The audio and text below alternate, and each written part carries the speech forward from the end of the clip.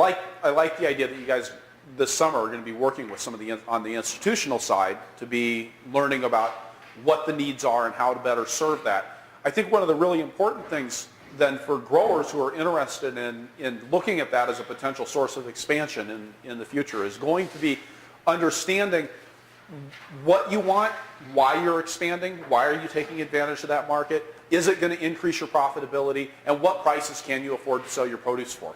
I know in our area one of the real challenges has been, well, we've got Luther College in Decorah, Iowa, and they've made a commitment to buying 35% of their food locally. Now, everybody got really excited because God, they were going to make it possible for all the small vegetable farmers in Decorah, Iowa to make a living growing vegetables. Except that when we actually sat down and did the math, they only buy $180,000 worth of vegetables that could even conceivably be grown in northeastern Iowa. Okay? And when you really sat down and started going at it that way, there's just not, that's $180,000 of vegetables just isn't very many vegetables when you start talking about keeping more than one or two farms going to make a living for two people. Okay? And the other thing that we found is that when we started really talking to them about price, they really didn't want to pay what it was going to cost to grow produce in northeast Iowa. And so I hope that people will take this summer to learn that's not a knock against what might happen. We have lots of restaurants and stores in Decorah, Rochester, Minneapolis that are all supporting and willing to pay the money to support local produce. But getting on top of, is your farm making money? What are the factors that make your farm making money? And what is your cost of production is going to be a really important thing to do. And the nice thing is you've got a year now to do it.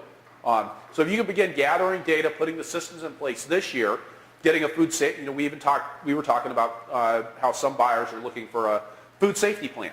Are they looking for what are you doing on your farm that's addressing their concerns? If you can start to put those systems in place this year, then next year you're going to be in a much better position to hit the ground running when the health department's done all of the prep work for you, and now you just got to take that initiative and go with it. But you got to have the answers up front instead of coming back and saying, you know what, I really can't do spinach for $5 a pound, I need $7. A lot easier to say that at the outset than it is to do that on the backside. So that's part of what we're talking about today. The plan for this session is that we're going to, we're going to talk about some considerations about scale, some considerations slightly about pricing. And they're going to be looking at some ways of evaluating profitability in your business, including how to put together a balance sheet, how to put together an income statement, how to put together a statement of cash flow, so understanding where the money's going in your business, why it's going to those different places. Then we're going to take a look at some financial ratios and how to basically evaluating profitability on your farm and setting up some metrics that will allow you to compare how the changes that you're making in your operation are affecting your operation from year to year. And then we're going to look at some ways of increasing we're going to look for some potential for train wrecks and then some ways to potentially to increase your profitability in your operation. So, tomorrow afternoon we're going to be working on talking about actually getting at cost of production information and the sort of data collection and calculations that you can do to get a pretty accurate idea of how much did it cost you to grow a pound of tomatoes, and how much money did you make on tomatoes that you sold through farmers market versus selling through a retail distributor.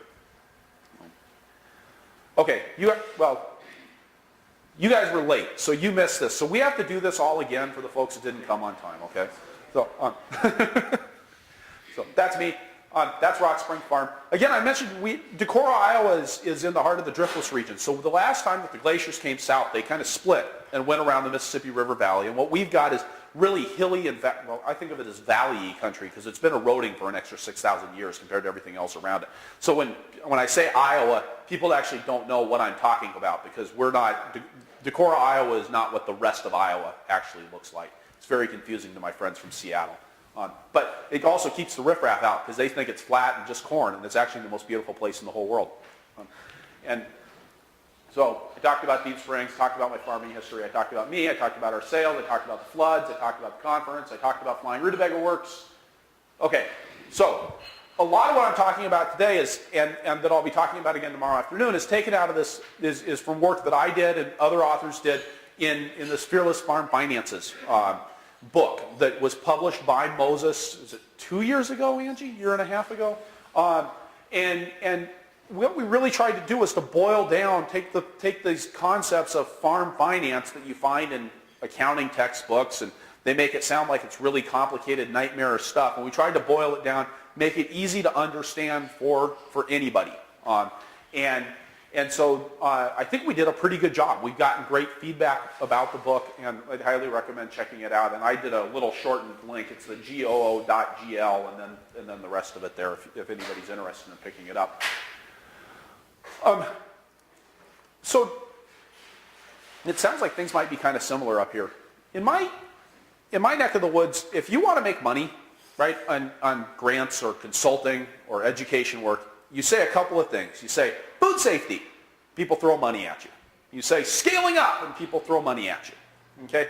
And it's really easy for people to get all excited about, oh, we're gonna grow our businesses, or we're gonna put a food safety plan in place so that we can serve the local college, rock bottom dollar cheap food, And I think a lot of times when people are making these kinds of decisions on the farm, they're not necessarily thinking about the interplay between money and time and quality of life and making sure that their decisions are actually going to get them where they want to go. And I find a lot of people are doubling their production without actually thinking about what's it going to mean to double our production.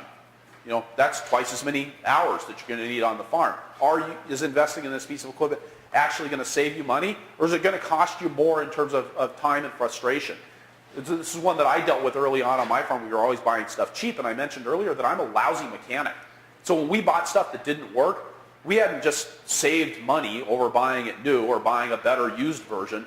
We'd actually lost money because now I just had a broken piece of junk that I didn't know how to fix. So trying to think about that interplay between money and time and quality of life.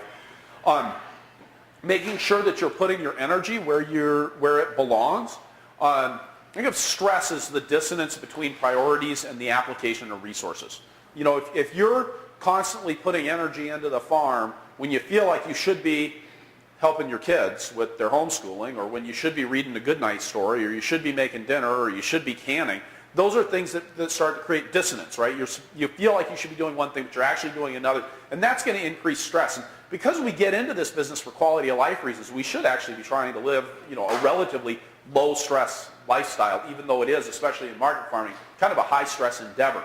So making sure that we're doing things for the right reasons, and the right reasons are doing things that are going to get us where we want to go, and actually understanding where we want to go in a more holistic sense, rather than just saying, oh, I want to get bigger, or I want to scale up, or I want a food safety plan.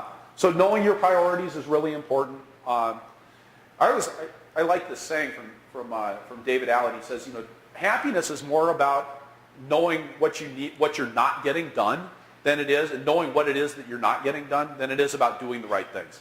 It's about knowing that every time you do one thing, you're giving up doing another. There's always an opportunity cost. And so having a good, complete inventory of all of the things that are important to you and all the things that are on your list, and knowing, gee, when I am weeding the carrots, that means that I'm choosing not to read a story to the kids, go grocery shopping, eat dinner out. These are the choices that I'm making, and do I feel good about that or not? We talked about responsiveness earlier. One of the biggest questions I get about from beginning farmers is about balance. And I know that a couple people in here had gone to a session back at the Moses conference this spring about working with your spouse, and so it's a common thing that comes up, and especially with market farmers, about, well, how do you find balance?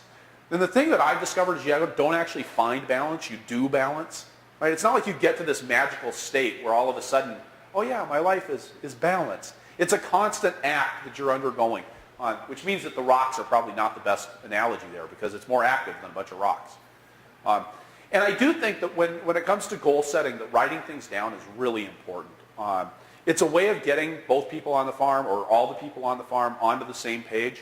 I find the holistic resource management, or holistic management, their goal setting process is a really good one to go through, and being able to work with a partner on that is worth everything else that holistic management has to offer, just to come up with those goals about what it is that you're really trying to accomplish in your life, and coming up with some metrics that you can measure that against. Think about getting big. Alan Savory says, if you want to be a cowboy, get a job.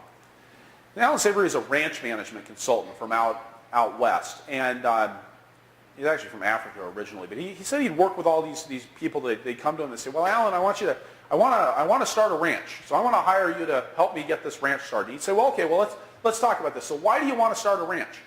And they're like, oh, well, I want to ride horses, and I want to herd cows, and I want to sleep out under the stars and cook over the open fire. And he says, every one of them, he'd say to him, you don't want to own a ranch, you want to be a cowboy. Okay? And if you want to be a cowboy, you better get a job.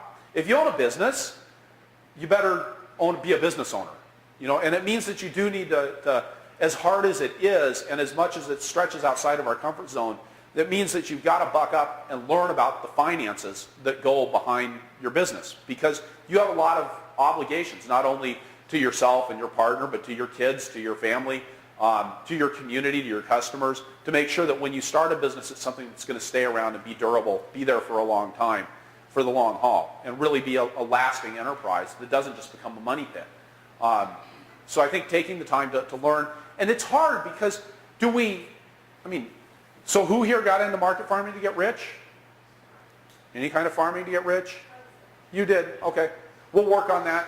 But I'm not going to do it if I don't get money. Right, but see, that's just the thing. There's a lot of other things. Being rich is not maybe like Exactly. Exactly.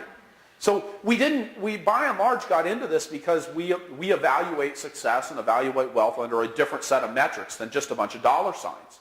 But at the same time, if the dollar signs don't work, then we don't have farms. They go hand in hand. You've got to make money doing it, or else you can't afford to do it. So there's a balancing act to be had there. I have a funny story. 20 acres of vegetables. Is there anybody here that's growing 20 acres of vegetables? You're almost. In Northeast Iowa, we're the largest organic vegetable farm in Northeast Iowa. In fact, I think we're still the largest organic vegetable farm in the state. Okay? And it means that we get all that kind of that bad vibe that you get in the leftist organic local hippie farming community that says, big is bad somehow. In fact, we've been called the Walmart of vegetable farms. And accused of working to put everybody else in our area out of business. Even though we hardly sell any produce in Decorah at all anymore, it all goes up to the Twin Cities. We're still considered to be sort of this big bad monster in our area. And it's kind of funny because we're big in Northeast Iowa, but you go up to the Twin Cities and we're the smallest of the large players in the Twin Cities. Most of the farms that are being successful and selling up there are selling between 4 and 10 times the volume of produce that we're selling on our farm in a year.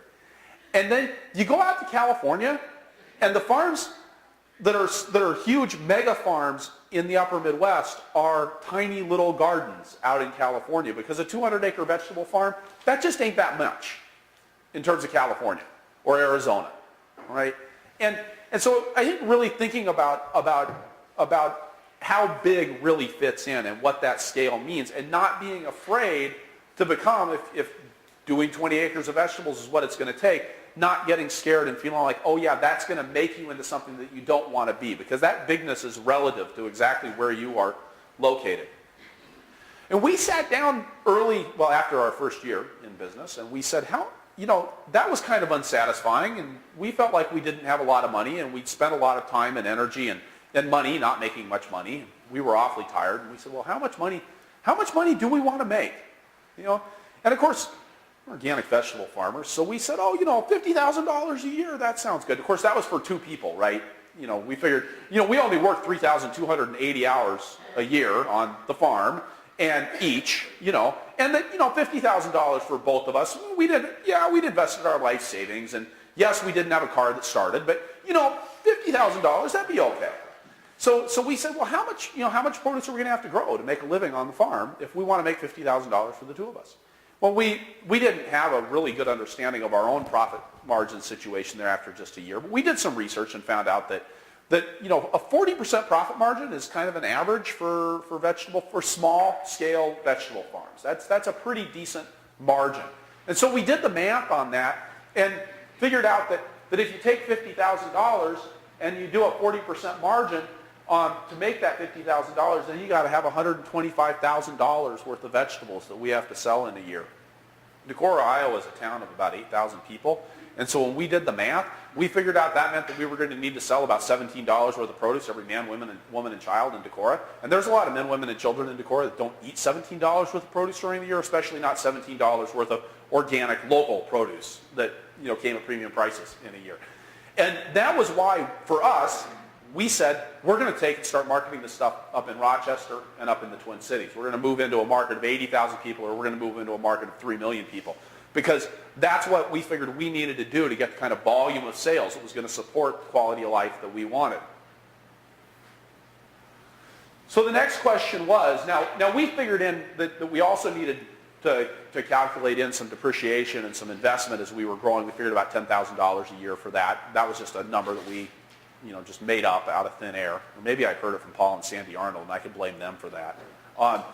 So that came out to $135,000. So we figured, well, at $10,000 an acre, which isn't really bad yields. It's not great yields for a farm, but we figured that was pretty decent. Again, based on some of our experience working on other farms, that would mean we're going to need about 13.5 acres of vegetables. Well, that kind of sucked because we bought a farm with 5 acres of really good land.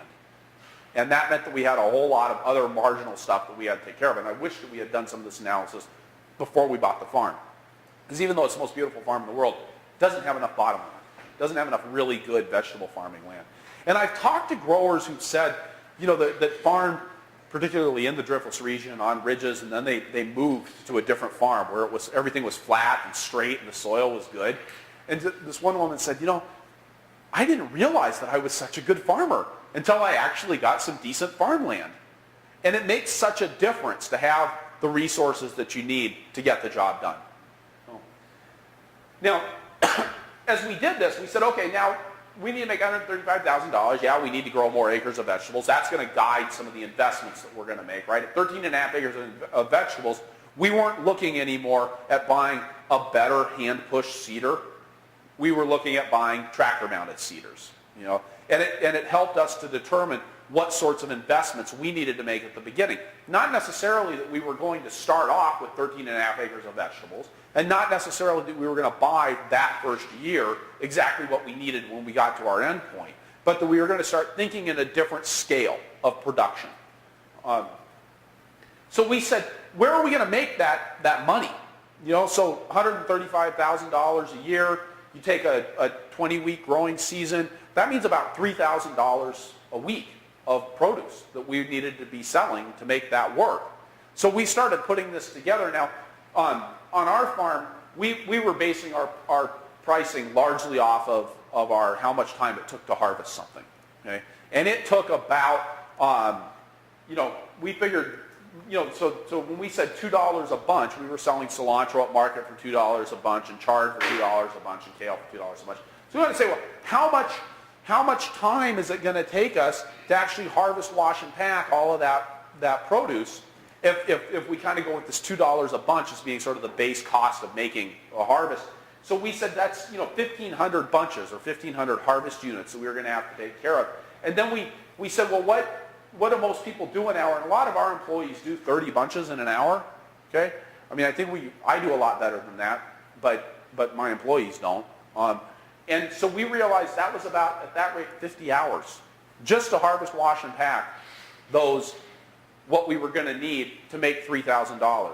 And it became really apparent that we weren't going to do this on our own, and we needed to start thinking about employees and developing systems to manage employees. And that kind of is what started us down that whole road of thinking about our scale of production, what sort of practical implications that was going to have for us. Now, this obviously gets a little bit more complicated when you start talking about hoop houses and season extension, or you start talking about extremely short seasons or extremely long seasons. A lot of these dynamics begin to change. But you can still sit down and run some of these basic math numbers, not to get necessarily an exact idea of where you're going to be 10 years from now, but to get an idea of what direction you need to be going and what sort of scale you need to be operating at. And if you're putting up high tunnels, you want to be saying, well, how many high tunnels are we going to need? Because when I build the first high tunnel, I want to know where the next 3 or 4 are going to go, which means I kind of need to know how many I'm going to need because, it's a lot easier when you have the trencher out there. How deep do you guys have to lay your water lines here? 7 feet? Yeah, when you get the trencher out there, it would be a lot better to make sure you lay that line 7 feet down.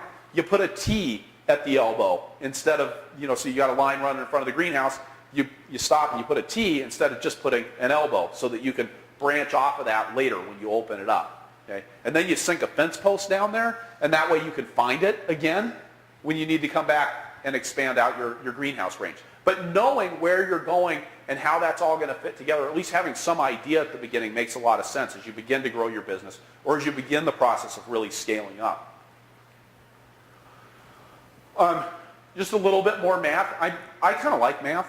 I was really bad at math until I had Mr. Ames in my junior year of high school, and he got me straightened around. And ever since then, I've been really good at it. But up until then, I was kind of bad at it. So I understand that it can be a little intimidating sometimes. But when you're doing tractor work, I guess this just comes again down to the scale issue and thinking about like how big of a piece of equipment do I need? And you can do this. I don't care whether you're talking about doing a 2-wheel walk-behind tractor or whether you're talking about using a 30-foot disc on the back of your Steger 4-wheel monster, right? 4-wheel drive monster. Tractor work comes down to like how long is it going to take to work something? Is take the width of the worked area times the speed, 55,280 square feet a mile, and divide by 42,560 square feet per acre. I did not translate this into metric, okay? But I'm sure you guys can do that. I didn't even think about translating it into metric. I got really scared when I woke up this morning and I checked to see how far it was that I had to go, and it said like I had to go like 30 kilometers. I'm like, there's no way we're going to make it on time. But then I realized it was kilometers, and then we were okay. So this is how this looks from a practical perspective, right? I've got a 6-foot wide implement. We're driving 2 miles per hour. There's 50, this is basically translating, linear feet into something that I've got, or translating the mile, because we got miles per hour, so I'm translating the mile into feet per hour, and then taking that and translating that into acres, okay? 42,560 square feet. So then we're just able to cross out, right? The foot crosses out the foot crosses out the foot, the miles crosses out the mile. And what we end up with here is 1.5 acres an hour. So if you're trying to think about, is it worth buying a bigger tractor that can run, can I run a 4-foot tiller, or do I need to get something that can run a 6-foot tiller? You can actually sit down and do that math and go, well, how long do I have to get that work done? Same thing if you're trying to figure out how big of a tiller do I need to get over enough ground in how much time. At a forward operating speed of 2 miles an hour, and I've got a 5-foot wide implement, how long is it going to take me to cover all of the ground that I need to open up in that one quick spring window when you've got a wet late spring? Because from what I hear, if you guys are starting on May 1st, is that what you said? That's like an early spring for you guys. Yeah, that's right. Yeah, okay. So if you're starting on May 1st, I mean, at least in my area, a lot of times you get a week window in April, and if you don't hit that window, you can be kicked out of the field for another 3 weeks. But you got to get in and get every acre that you want to get planted that spring has got to get worked up then, because the ground's going to dry out faster if you've already worked it in the spring. So you're moving over a lot of land in a hurry. Well, you got to have your equipment has to be the right size to do that. And if you sit down and do the math on how long it takes to take a 30-inch walking tiller and till 5 acres with it, you begin to understand really quickly that that's a mismatched scale of equipment. And so again, it's good to know that stuff going in. And I just turned off the screen. Okay. When you're making investments in farming, because a lot of this is about making investments, you always want to plan for as much flexibility as possible. There's always going to be changes ahead. You think you're going one way and then you end up going another. My favorite was that our first year we were selling, we did about $40,000 worth of produce our first year. We sold 10,000 of it to the Hotel Winneshiek in Decorah, Iowa. And knew they just opened up, they'd gone through this millions and millions of dollars refurbishment, and they had a chef, and he was all into local foods, and he'd do these local foods dinners, and they were always featuring our product. And we did $10,000 worth of business to people, a quarter of our enterprise. And we sat down with him the next winter, and we made plans. He wanted to double his purchases from us. We bought seeds of the varieties that he wanted, and then 2 weeks later he quit. Yeah, there's always going to be changes ahead. And so you want to make sure that you get enough flexibility built into your system. that you can deal with that. And you want to make sure that you don't end up building a prison for yourself too. And this is part of why thinking about margins and high profit markets is really important, because money is the ultimate source of flexibility, right? If you get a flood and you've got money, you can survive the flood. If you don't have money, you might not survive the flood. Where's that mortgage payment going to come from? And the same thing's true of getting 10 years into a business and deciding that maybe that's not what you wanted to do. Or, gee, we want to scale back. Well, if you've got the money, or if you want to invest in labor-saving equipment so that you're not stuck every Saturday taking plastic off your greens instead of going to farmer's market or instead of going to your kid's soccer game. Those are the kinds of things that really matter when you're thinking about growing a business. Because farming, again, most of us got into farming because we like farming. But that means that we're going to be the cornerstone of the business. It's unlikely that we're ever going to become somebody that simply hires somebody else to run our business for us, and we're going to the soccer game while they're working on Saturday making sure stuff is properly ventilated. But that also means that we need to think about how are we going to tackle those challenges when they do come up in our lives and when we do need to make changes. The part of this is thinking about growth and whether you're going to go fast or you're going to go slow. Both those things have advantages and disadvantages. Obviously, growing fast can get you to your goals that much quicker, but it's usually a pretty expensive thing to do, and it means that you're going to have less time to be able to cobble things together on your own, and you're probably going to be more dependent on buying purchase solutions. Going slow can have its merits too. But then I knew this couple that they started farming 25 years ago. They bought a homestead and they started farming, and the goal was that they were gonna farm together. But she was going to go to town and work for a couple of years just to make sure that they had the salary coming in, while the man grew the farm. 25 years later, she retired. They never farmed together. They grew too slowly. And they never were able to make that leap because they only had the one person on the farm. And it takes more people on, sometimes making that scale leap, getting that second person there is a critical part of actually getting to be able to afford to have the second person there. So understanding that both of these things have potential costs and potential downfalls. I do think that assessing risk is really important. I talked earlier about our two 500-year floods in 10 months. This is not exactly, especially market farming, it's not a guaranteed income, I know that beef is it's simple, right? But vegetables are a little bit, they're a little bit up in the air, and you get a cold summer or you get a wet summer and things can go to pot in a hurry. So making sure that you've taken steps to manage risk. And again, the best way to manage risk is to have money or to have a good profit margin so that you can afford to have a bad year. But if you're always running on a narrow profit margin and then you have a bad year, well, then you have no profit margin. And then you're having unpleasant conversations with the banker. We'll talk about how to have unpleasant conversations with the banker later on. Of course, one of the fundamental issues I think you run into in market farming is, and I think any kind of farming, is this issue of capacity. There are these surges of work in our business. Oh, I'm supposed to talk about this first. So capacity is kind of funny. We tend to think of it, what's the capacity of this room? How much can this room hold? It actually comes from the Latin root. The Latin root for it is how much would indicate that it means how much can you take, right? So I like to think of it as not just how much can you do, it's like how much can you really handle? How much can you, when things are maxed out, how many feathers is it going to take to break the camel's back? Rather than just how many people can you fit in a room or how much produce can your truck hold. Stephen Covey in the 7 Habits of Highly Effective People talks about this idea of productivity versus productive capacity. You got to build productive capacity. He talks about that's why he wants you to take Sundays off. That's your day to rest and relax and build your productive capacity back up so that you can have 6 very productive days. Right? And I think it's interesting because organic farming is all about that, right? Conventional farming is all about production.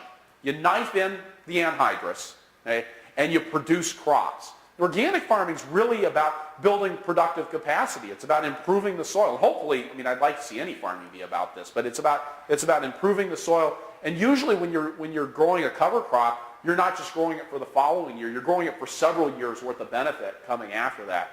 And I think that farming is very in whole is like this. We need to think about how do we build our productive capacity instead of just all being about production. Things like the directives that we talked about in the last session are an important part of building productive capacity.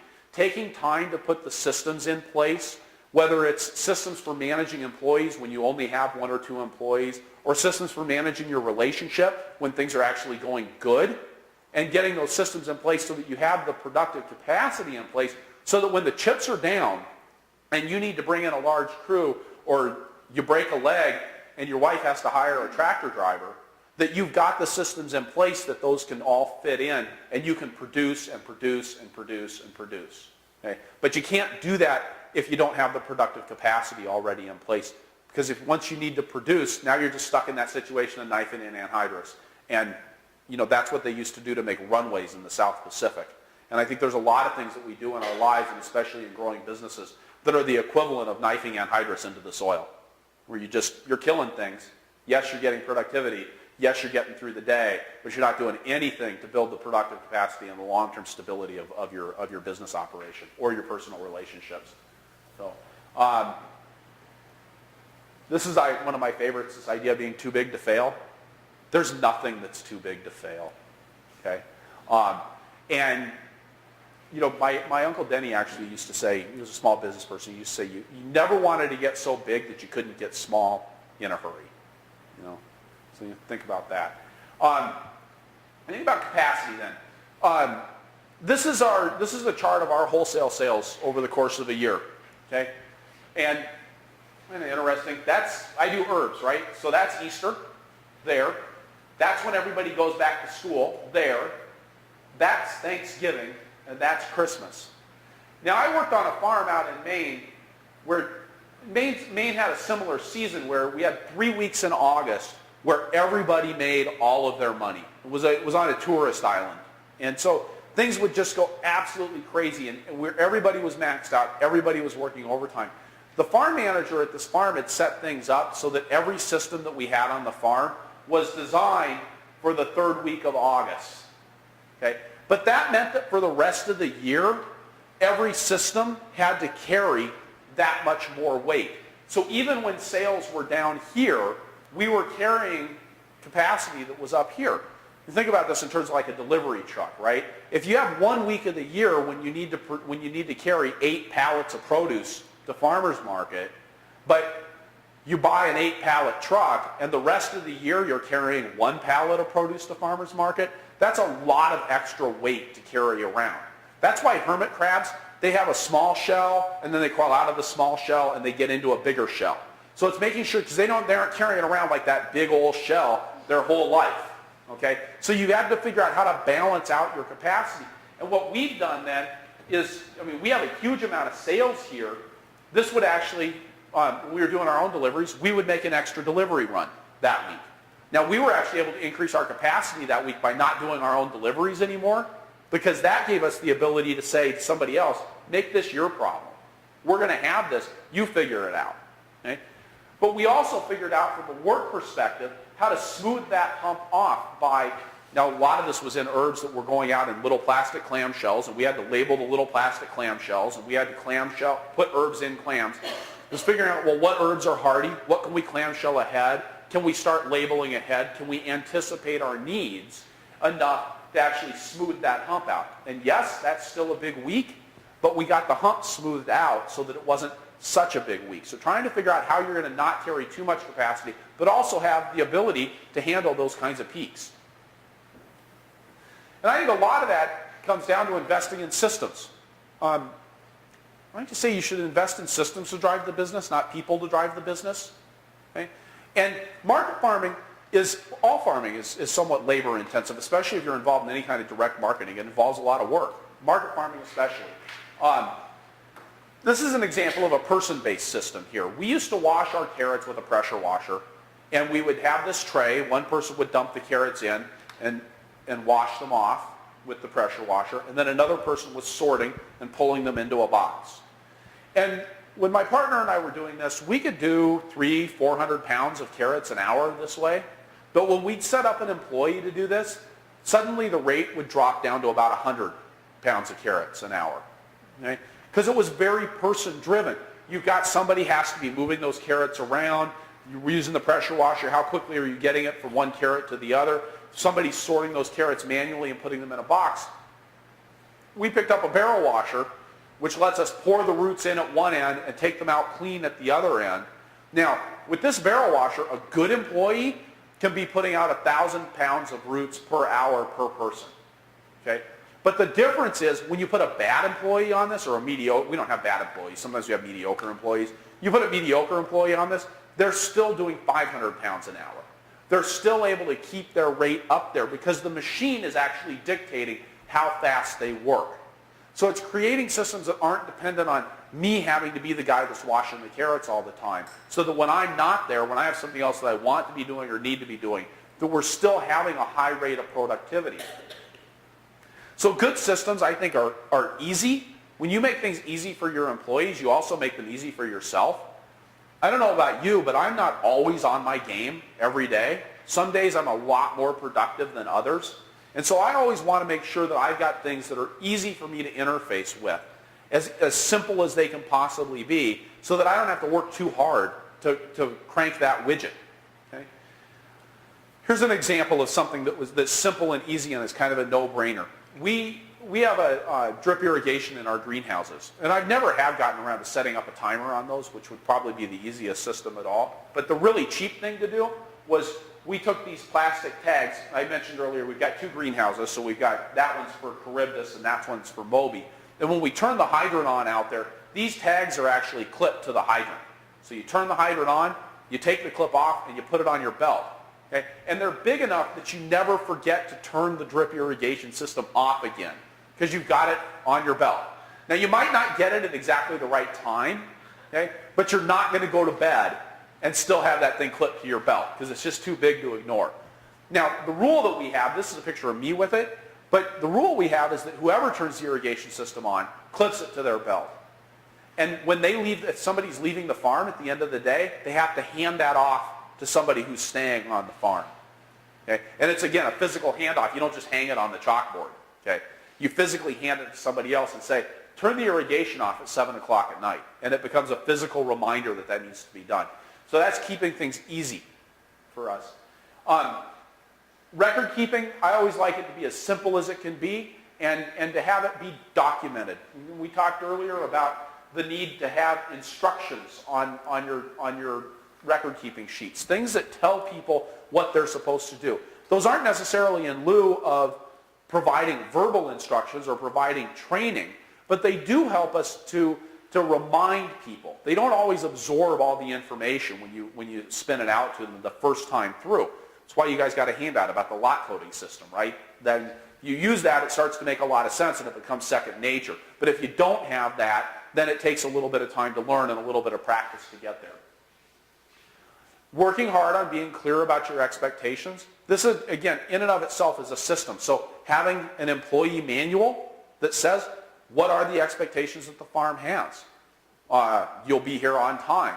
What does on time mean, right? On time for somebody who's habitually late, we call it kickapoo time in our area. You know, people who are habitually late, on time means 5 minutes after your shift is supposed to start. For people that are really punctual, on time means that you got to be in your boots and ready to start working at 8 o'clock when the day starts. Those are two really different expectations, being in the door at 8 or being ready to work at 8. So being clear about those kinds of expectations in an employee manual and then providing the training up front is important. We do the same thing with our employee agreement, okay, where we actually have people, date of the agreement, but then we have agreed upon start dates that we write down when we hire people. How long are they going to stay? What's the end date? What's the wage? Getting all of that stuff in writing and saying, this is how this is going to work, folks. You know, that helps us to be clear about our expectations. And then being clear about our work. And this is really defining what success looks like. Okay? What does it mean to do a good job? And that's instruction manuals. It's things like these directives that incorporate objectives. What does it look like when you're done tilling? making sure that if you have expectations about how equipment's going to be hooked up, that you've got a checklist in place to make sure that people are able to comply with that. This is a funny one that we ran into. This has been my farm manager measuring how deep we were rototilling, because I was saying, well, we need to rototill 2 inches deep. And Ben's like, I am rototilling 2 inches deep. And I'm like, no, you're not. 2 inches, this isn't 2 inches deep. And so we had to figure out a way to actually measure what was 2 inches deep with the rototiller. So we figured out the right place, and then we laid the clipboard, and then we dropped down the measuring tape. We were able to come up with what does 2 inches deep mean, because 2 inches to me was a lot different than 2 inches to Ben. And it actually turned out that he was right. Okay, I wanted him to go deeper. Well, it was 3 inches deep was what I actually needed him to do. Okay. So I think it's really important to know, again, language is a vague and fuzzy thing. 2 inches to me is not 2 inches to somebody else. I really like yes-no decisions whenever I can give those to my employees and to myself. This is in our transplant house. So we have very narrow aisles because we like to maximize our space in our transplant house. And so, we grow things in 10, 20 flats, and we'd have employees carrying, some people, they pick up 1 flat and they carry it down the aisle. And there are other employees that pick up 2. And then there are the superstars that carry, like 3 in one arm and 2 in the other. And it doesn't matter who you are and how many flats you're carrying, which in and of itself is a lot of decision making for somebody to do. But when 2 people meet in the middle of the aisle and there's not room for one person to go around the other, there's lots of confusion. And especially if you're working with high school students, they'll be like, oh, I don't know what to do. And so do you wait at the end? Does one person go backwards? Does one person go forwards? The 2 of you walk down at the same time? We'd watch people do this, and it would drive me this absolutely up the wall, because I'm seeing dollar signs coming out of these people's ears. Okay? And so we got this greenhouse trolley. This thing runs on a track, and it holds 24 flats. And it changed all of the decision-making about moving flats out of the greenhouse. The only question you needed to ask was, are there 24 flats on the trolley? If no, yes, move the trolley to the end of the greenhouse. If no, put another flat on and ask the question again. So creating those systems that people could just plug into, and they don't have to decide how many flats they're going to carry. It's all on a trolley. You just push it all. Keeping things safe on the farm is really important. Farms are really dangerous places. I grew up in the city. I didn't know how dangerous farms were, and I still occasionally will have a neighbor say, that thing that you're doing is really stupid and dangerous. And I'm like, really? Had no idea. So keeping guards in place. This is my favorite warning sticker that I've ever seen. This guy getting wrapped around the PTO shaft. Ah! Now, at the same time that we spend a lot of time and energy investing in systems, we're going to invest in people. Now, I actually think that investing in systems is a way of investing in people, because you're creating ways for people to succeed. Okay? People love to be part of something that works. And so every time you put in a system that works, they're able to engage with that and get excited about being a part of that. But then it is also important to think about investing in people outside of the system. So, we have this funny myth about farming, this idea that somehow 150 years ago our forebears were all out in the country being full-time family farmers, and it was the man and his wife and the kids, and they were farming and making this all work themselves. And it turns out that if you actually go back and look at the history from that era, it was never true. Full-time farmers were never part of the way the world worked. The way it worked was you had a trade and you farmed. Everybody farmed, but everybody also had a trade that they worked. So now you have all these people going out trying to be full-time farmers. And then you take market farmers, and it's even worse. Okay? Because first of all, market farming didn't exist until about 150 years ago at all. Okay? The idea that you grew vegetables for other people to eat was just kind of foreign. And the idea that you grew vegetables and took them very far was even more foreign. And outside the markets, outside of Paris, that the modern market garden is modeled on, the 1880s market farms, those relied on labor from the cities. Huge influxes of labor from the city to get those jobs done. And it's always been the case. And so, again, the idea that we're going to do this without having outside help is, for vegetables especially, is probably pretty ridiculous. And especially, yeah, I'll just go with that. It's pretty ridiculous. And history doesn't bear it up. I guess that's the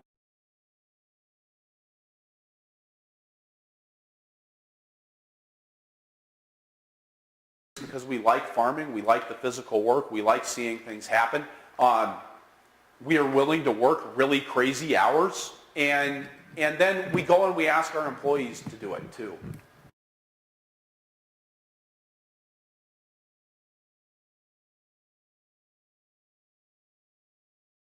If they're clean. If they're dirty, it's more. And then the crate itself weighs another 8 or 9 pounds. Now, I'm more than happy to sling 60 and 70 pound crates of vegetables around all day, every day. Makes me really happy. But you know, turning around and asking my employees to do that same thing when it's cold and nasty and wet and stuff's muddy and heavy and it's the end of a long day, at the end of a long week, at the end of a long season, I can't really ask them to do that and expect to get good results. They just don't have that same level of commitment, right? Yeah. And similarly, you can't really delegate this kind of organization. We built our first cooler was 8 foot by 8 foot cooler. Okay. Well, we very carefully calculated how big our first cooler should be because we guessed. We're like, oh yeah, I think that'll be big enough. Well, the day we built it, the thing was too small. And it had, the problem with this is there's no organizational space. You got to have room to organize things. You go into a conventional warehouse, produce warehouse, and more than half of the space in the warehouse is devoted to travel and organization, not to keeping vegetables cold. And we need to learn to think like this. As small growers, we're always looking to save a penny, save a penny, save a penny. But if you've got stuff stacked in here, and here you've got broccoli in the front, you've got some salad greens here waiting to be bagged, you've got more salad greens here that, actually that's probably waiting to be bagged. Maybe those are waiting to be spun-dried. Those are waiting to be bagged. I got wholesale product ready to go out there. I got farmer's market product ready to go out here. There's only one person that actually knows what's going on in there. You can't expect an employee to walk in and say, oh yes, I understand that that needs to have this happen to it next. And the other thing you had to have in this kind of space is stuff had to go in this very precise order. You know, you had to get the right stuff needed to be at the front and the right stuff needed to be at the back, because if the clean stuff got put in front of the dirty stuff, then the dirty stuff wasn't going to get washed, or you had to move the clean stuff to get the dirty stuff. And you can't delegate that kind of organization. It takes the kind of sensitivity of being the person who's actually running the operation and knows everything about everything that's going on for something like that to work. And similarly, heavy lifting, I only have like this one picture of me lifting things heavy, but the heavy lifting makes you old fast. You know, I actually ran in, this happened 3 years ago, I went to pick up one of those crates, and I was like, nothing went out, you know, it was only my back went out, but all of a sudden I just went like, oh yeah, that actually weighs something. And then I thought, oh crap, I'm 40. You know? And I think we underestimate at 20 or at 30 just how much energy this takes and how not very long that energy is going to last. So we tried to invest on our farm in anything we can do to keep people from having to lift stuff or having to lift stuff very much. So this is a small pallet system that we put together. I love concrete, by the way. Greatest thing ever. The only invention that's better than concrete is the wheel. Okay? And I mean, how many market farmers do we all know? I mean, I was for ages. It was like a caveman. It was like I hadn't even discovered the wheel yet. You know? And when we put in this small pallet system, so this is, Riley, is it possible to turn off the lights up here at the front of the room? Okay. So this is a small pallet. It's maybe an inch off the ground, and then we've modified the hand cart so it's got little forks on the front of it instead of just the shelf. So it slides right in there. And instead of she's moving 280 pounds of roots right now, and instead of having to take that hand cart and kick the darn thing underneath this stack of produce that's sitting on the floor and you're trying to push it, we're able just to slide that hand cart in, tilt back, and away we go. And those kinds of things really save wear and tear on everybody. It's really important when you're managing employees to remember that it's a come on, not a go on. Okay? Is that still enough light for everybody? Okay. Are we good on the video? Okay. I still look radiant? The, you know, this is something I learned from Paul Arnold from Pleasant Valley Farm. And, you know, he told me this. He said, you can't send people out to do the work. You've got to go out, and not only do you have to do the work with them, you've got to be in front of them. Okay? And you've got to have somebody with your crew who is the best and the fastest and is leading people at how to do it. It doesn't necessarily have to be you, but if you're going to have a crew leader, if you're going to send a crew out to work on their own, you have to have somebody out there with them, showing them how to get the work done, and most importantly, showing them that it can be done fast and well. I don't know how many employees I've had to argue with over the years ago. Well, if you want me to work faster, I just won't be able to do as good of a job. You know, or if you want me to do a better job, I just can't work that fast. And it's like, no. See, watch me. I can do this. Okay? And then having somebody get inspired by seeing you or somebody else, your proxy, do that kind of leadership role of saying, this is how to get things done. This is one of my favorite rules for investing in people. Don't just hire people. Take your time to get the hiring done. Do it right. Get really good people. You know, B employees can turn into A employees, but C employees never turn into A employees. D employees don't turn into B employees. They turn into C employees. You know, you've got to take the time, make sure you're doing the hiring process. And God, it's so easy to shortcut this. Does anybody here enjoy calling employer references? Hi, can you tell me something useful about Susie Q? And then they say something blasé and non-committal because that's what bosses are supposed to do when people call for references unless they were great. You know, it's drudgery and it's icky work and you feel like you're checking up on people and you want to have a community of trust. But you know what? That's part of that job. If you want to be a cowboy, you need to get a job. If you're going to be a farm owner or a farm manager, you need to be doing things like checking on references, fishing for details, getting resumes, going through a hiring process and having a hiring system, I think is really important. And then the other part of this is lousy workers, you got to get rid of them. There's no room for toxic employees. And I don't fire people left and right. Of course, the stories I told this morning were some of the worst stories that we've had of people being on the farm. But, you know, I fired a lot of people over the years because you don't want to keep around toxic employees. There are some statistics out there that would say that 17% of the workforce is actively disengaged. When they say actively disengaged, they're talking about people who are undermining the success of your business every day. They're doing things to make you look bad, okay? Or they're doing things to cost you money. They're the folks that don't turn off the lights, not because they forgot, but because they want to cost you a little bit of money because they actually resent the fact that you're employing them. Those are the people you've got to get rid of. They're toxic. And they will drag down everybody else on your crew. You know? I just had something to add to that. Two things. One is when I think of my employees, they're my biggest asset. Instead of me thinking of them as an expense.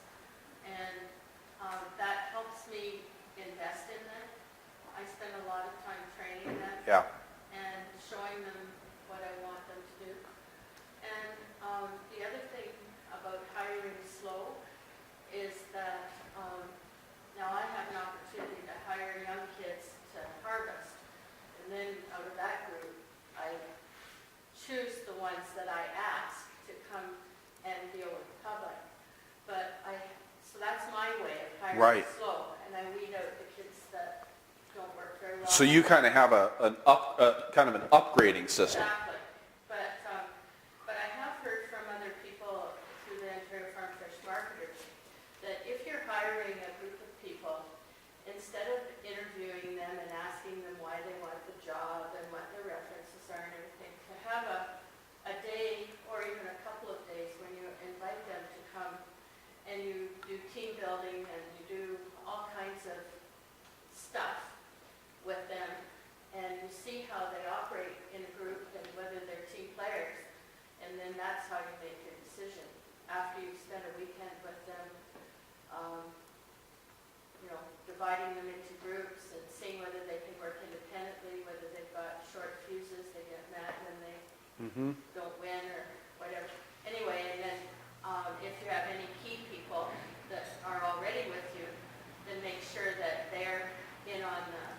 I hiring too. think that one's especially important. I just know that what some of the problems are with around here, I think it's anywhere in the rural area.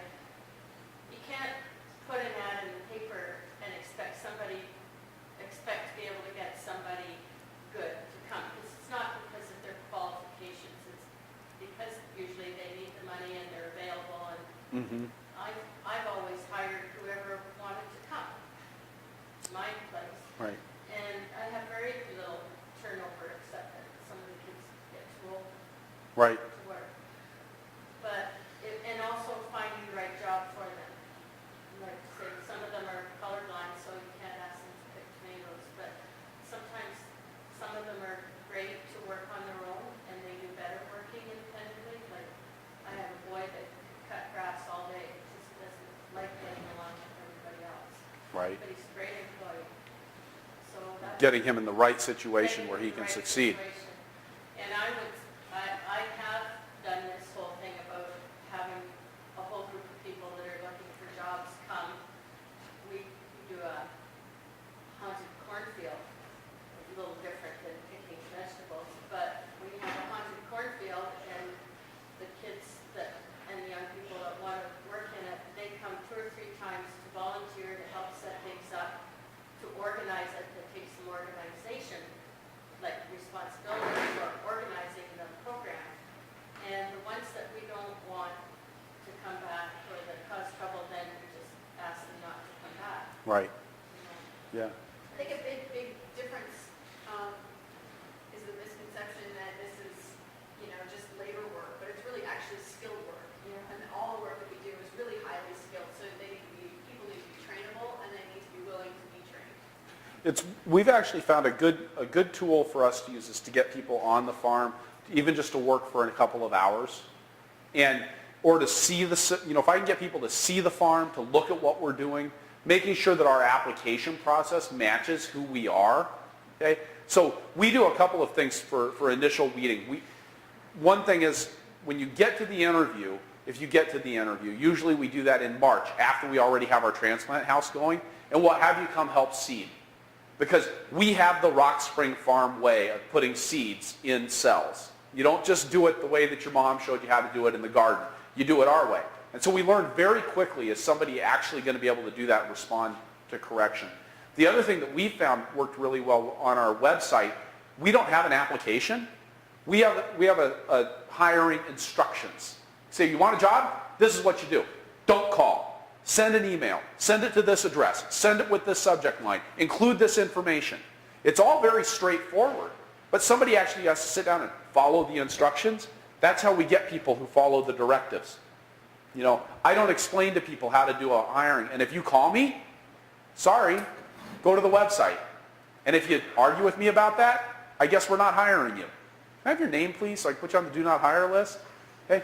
You want to weed those people out early, but anything you can do to make that contact with them and see if they're going to work with your farm. A little bit harder for you guys hiring from away, but again, that's where those references come in important, and listening to what people have to say about that. Because obviously you don't want to have to fire anybody. It's an icky, gross experience, but so that means you have to do that much more work on the front end and the pre-screening work, and having a good system for doing it that you can just plug into to get it done, rather than trying to make it up on the spot. And it's hard because you only do it a couple times a year for a couple of people, but you do it year after year, and it's so critical to your operation. So these people did this study. This was actually done by Gallup that did this nationwide survey about what differentiated a workplace that was profitable and successful and productive from a workplace that wasn't. And what they found out, the highest indicator of workplace productivity and effectiveness and profitability was worker satisfaction. So they said, okay, well, let's start looking at what makes workers satisfied. And then they started asking, they figured that the answer they were going to get is money, benefits, flexibility. Those things didn't even hit the top 12 questions that they could ask. And the top 3 questions that they could ask, this was all published in a book called First Break All the Rules. The guy's author's name is Buckingham, Marcus Buckingham. Was the first question was, do I know what's expected of me? And the second one was, do I have what I need to do my work right? Do I have the tools and instructions? Has somebody shown me what it looks like? Do I have a sharp tool? If I don't have a sharp tool, do I have the knowledge and the other tools that I need to sharpen the tool? Okay? Do I have what I need to be successful in my work? And the hardest thing for us is, can I do what I do best every day? You know, we try to focus on these three things really hard. Finding a way for liberal arts students to do what they do best every day on a vegetable farm is kind of difficult. Okay? But can you get them engaged in writing a newsletter for the CSA? Can you get them putting together chalkboards for the farmers markets? Are there other things that they can do where they can feel like they're succeeding? Not doing the best thing, the thing that they're best at every day, but can we hit it once a week if we can't hit it every day? Okay?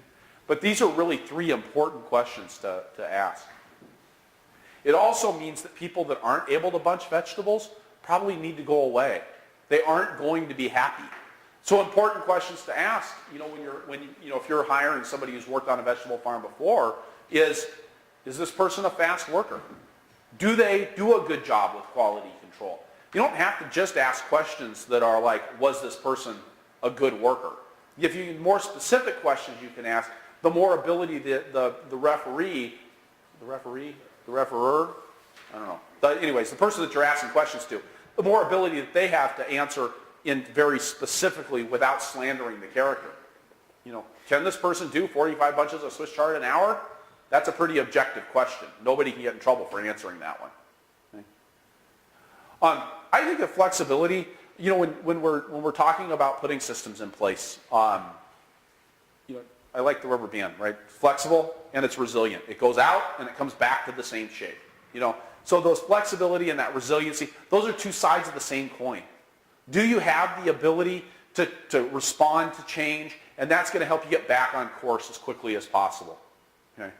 Again, keeping in mind that on course doesn't necessarily mean becoming the largest radicchio grower in Ontario. Maybe getting back on course means getting to those quality of life goals or getting those profitability goals that you want. But having the flexibility to say, wow, the radicchio market just collapsed. I better go into endive. Trying to, you can tell I like the bitter greens. Flexibility. For us, one of the best tools for flexibility has been hoop houses. Of course, I don't have any pictures from the early years on the farm when we built our first packing house, but our first packing house was a hoop house. It was a covered facility over a concrete slab. And it didn't have washable walls. It didn't necessarily keep the insects out, but it gave us a warm place to pack out of the rain, which was better than what we would have had otherwise. And the great thing was, we spent $2,500 on it, and when we took it down in 2006 to build our new packing shed, I sold that thing for $3,000. Okay? So, you talk about cost of ownership, that was great. Right? So the nice thing about a hoop house, it's a cheap facility, whether you're doing something like raising chickens in it, or raising vegetables in it, or washing vegetables in it, or parking tractors in it. It's a lot cheaper than just about anything else you can build, and they go away in a hurry, which is really nice. Another source of flexibility for us on our farm was we bought a refrigerated truck, and we actually used this. It had a plug-in unit on it, so we could plug that thing in and use that as a secondary walk-in cooler. It was actually bigger than our first walk-in cooler, so that became an important part of our storage regime that then we could turn around and take all that clean produce to market. It was easy to do that. And it got us some of that flexibility. Plus, we could turn it on and off very easily. When we didn't need it, we weren't carrying the overhead. I like surface mounting things on my farm whenever possible when we're looking at investing in systems. If I can find a way to not have stuff buried in the walls. So when we built our new packing house, all of the water and all of the electricity is mounted on the surface of the walls. Makes for a little bit more cleaning work, but when we need to make a change in where our outlets are or where our water is, it's very easy to do that. And we wanted to be able to do that without having to hire in an expensive plumber or an expensive electrician. Of course, cash reserves are the biggest source of flexibility there is. And I always think, again, it's easy when we start talking about money and hard investments and equipment and buildings and stuff to forget just how important it is to really leverage the biology when we're thinking about creating flexibility and resiliency in our systems. Having beneficial insects around, creating that habitat for them, creating an environment that's friendly for them, for predators, hawks and owls and all those kinds of things that help cut down on the rest of the problems that you can have on the farm, as well as not to mention the microbes and all that other good stuff that goes along with farming. And having to have that nice picture of a lace wing, now we're going to talk about money. Okay?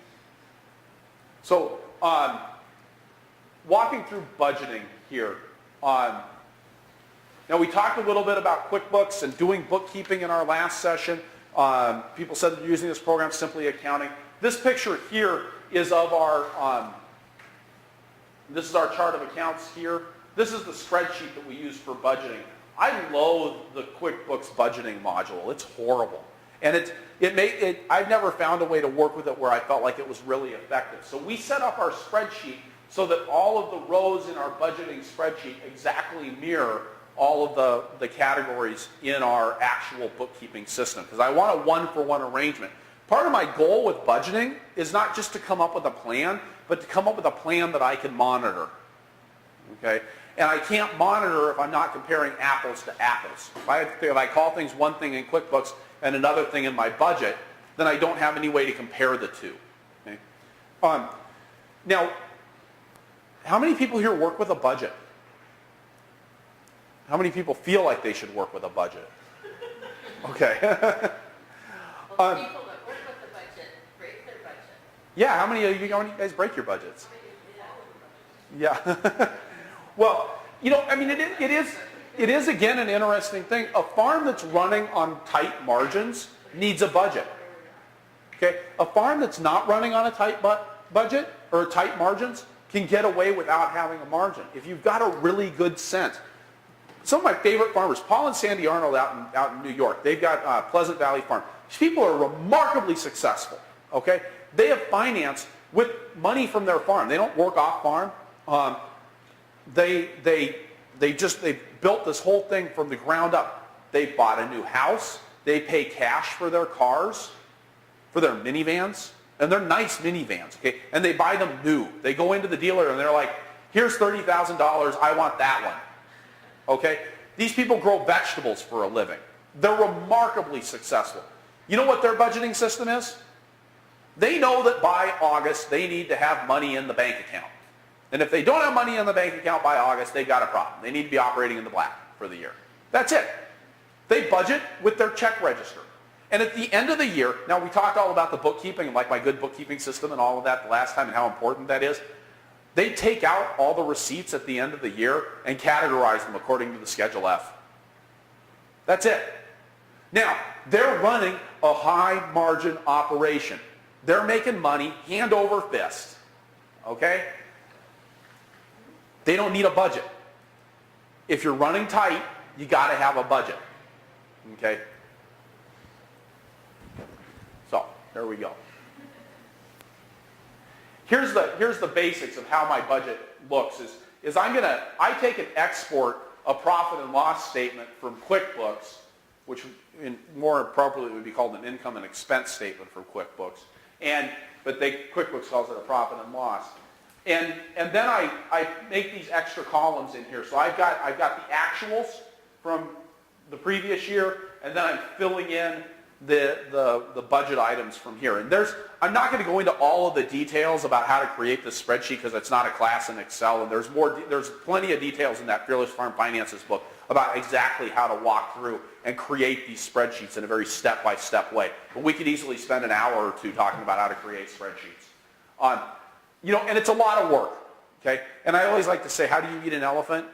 I think you'll see this slide in almost every slideshow I'm going to do over the next couple of days. Does everybody know how to eat an elephant? One bite at a time, yeah. No. And so basically what we're going to do is, we're going to just start filling in what we know as we go through this process. So what do I know? For sales, I can look and I can say, how many CSA shares I'm going to sell. These are calculations here. So this isn't the chart of accounts. I'm sorry that this is so small. Working with Excel on slideshows is really hard because you end up with a bunch of really small stuff. So my apologies for that. It's not the ideal medium. So if I want to figure out my CSA income and how much money I'm going to make from vegetable shares, I'm going to look and say, well, how many vegetable shares am I going to sell? What's the price? okay? Do a calculation here, okay?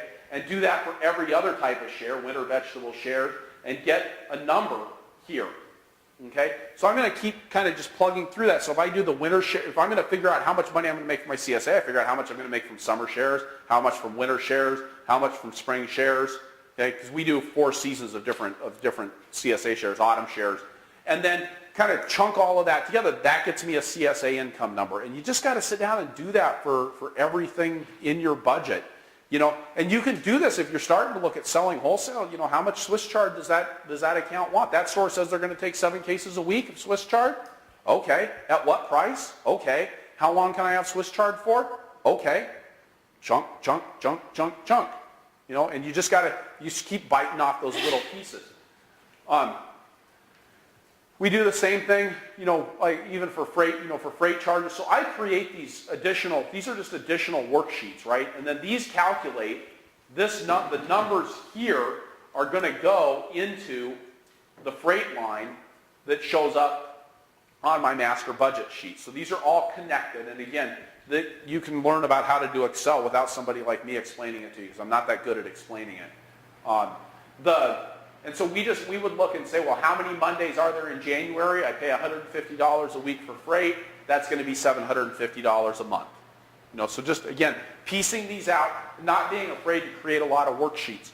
Part of what you want to build into when you're doing a budget, because there's this budgeting process, right? You sit down and you make a budget, and then you ask if that budget's going to work, and then maybe you have to go back and rebudget to try to figure out if it's really going to work, or how am I going to adjust this? Is to make sure that you capture enough of your assumptions about your budgeting process. So here, I want, instead of just putting in $750 as how much freight I'm going to spend in January, I built in how many times am I going to pay freight, what's my charge per week, do a calculation to get $750. Okay? And that way, if I say, well, gee, that's not going to work, can I find a cheaper source for shipping my product, and I find something at $120, all I have to do is change in that charge per week, and then those calculations can roll out from there. But you want to build in your budget assumptions into your budgeting process, because there's so many different numbers that you're working with. If you just start putting in numbers without a rational basis and without documenting where those numbers came from, when you find the need that you need to make adjustments, then you can end up in a lot of trouble, because you end up going, well, where did that number come from? Okay? I like in my spreadsheet, this is one thing that doesn't come up when you look at Excel. I actually keep a blank version of this. I just call it the worksheet.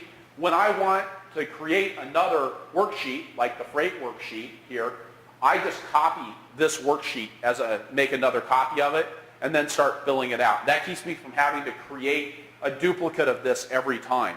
And I like to have this one, and you see here how it's got the January 11 and then January 10, because on my actual budget worksheet, it's got, you know, the June of 10 and June of 11, July of 11, July of 10, August of 11, August of 10, there. And so you make filling in calculation fields easy by having the same number and same arrangement of columns in each of the different worksheets that you're using in Excel. I'm just sitting down and thinking through things like labor expenses, okay? You know, this is just more math that I put together about, you know, how many days a week is somebody going to work, how many hours does that work, how many pay days are there.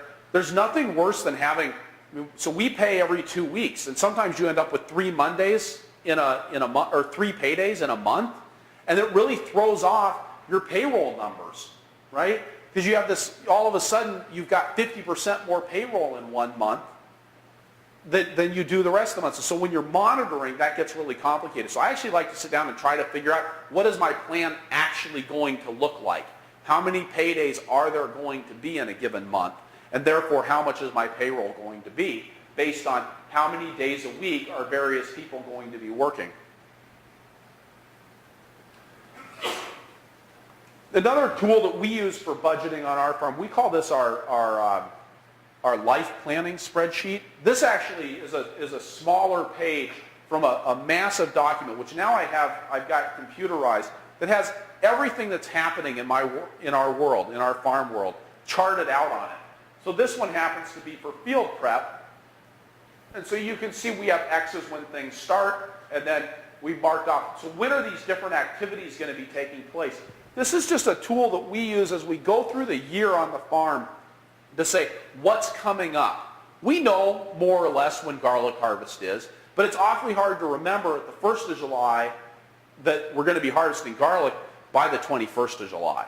And we know that reliably year after year, but you really want to be preparing for something 3 weeks in advance. You want to be looking at your tool and saying, oh yeah, garlic harvest is coming up. Even though the garlic is still bright green and big and vigorous and growing, you need something that's going to cue you that that's going to happen. So we've got all of this marked out. This is just, again, the field prep page. We have harvest page. We have CSA schedules. This gives us an ability to kind of plot out the whole year well in advance. And then we can just keep checking back in with this as time goes on.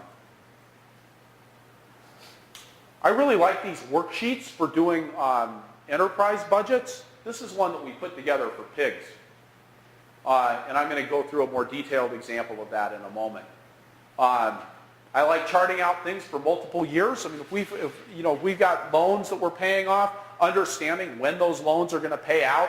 So this is just, we just have the different loans across, on one axis, and the balance, and then the number of years that things are going to pay off. And it's a good reminder year after year of what we've got and what we're up against. It also helps you figure out, when are we going to be out of a hole that we're currently in, if you're in a hole with debt.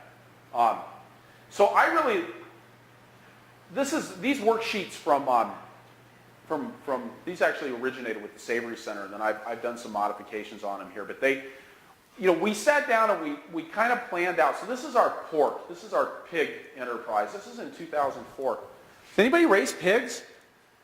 How many pigs? 50? 15. Okay. I had a lot of fun raising 2 pigs, and I had a pretty good time raising 4 pigs, but then we got 8 pigs, and that was not nearly as much fun as having 4 pigs.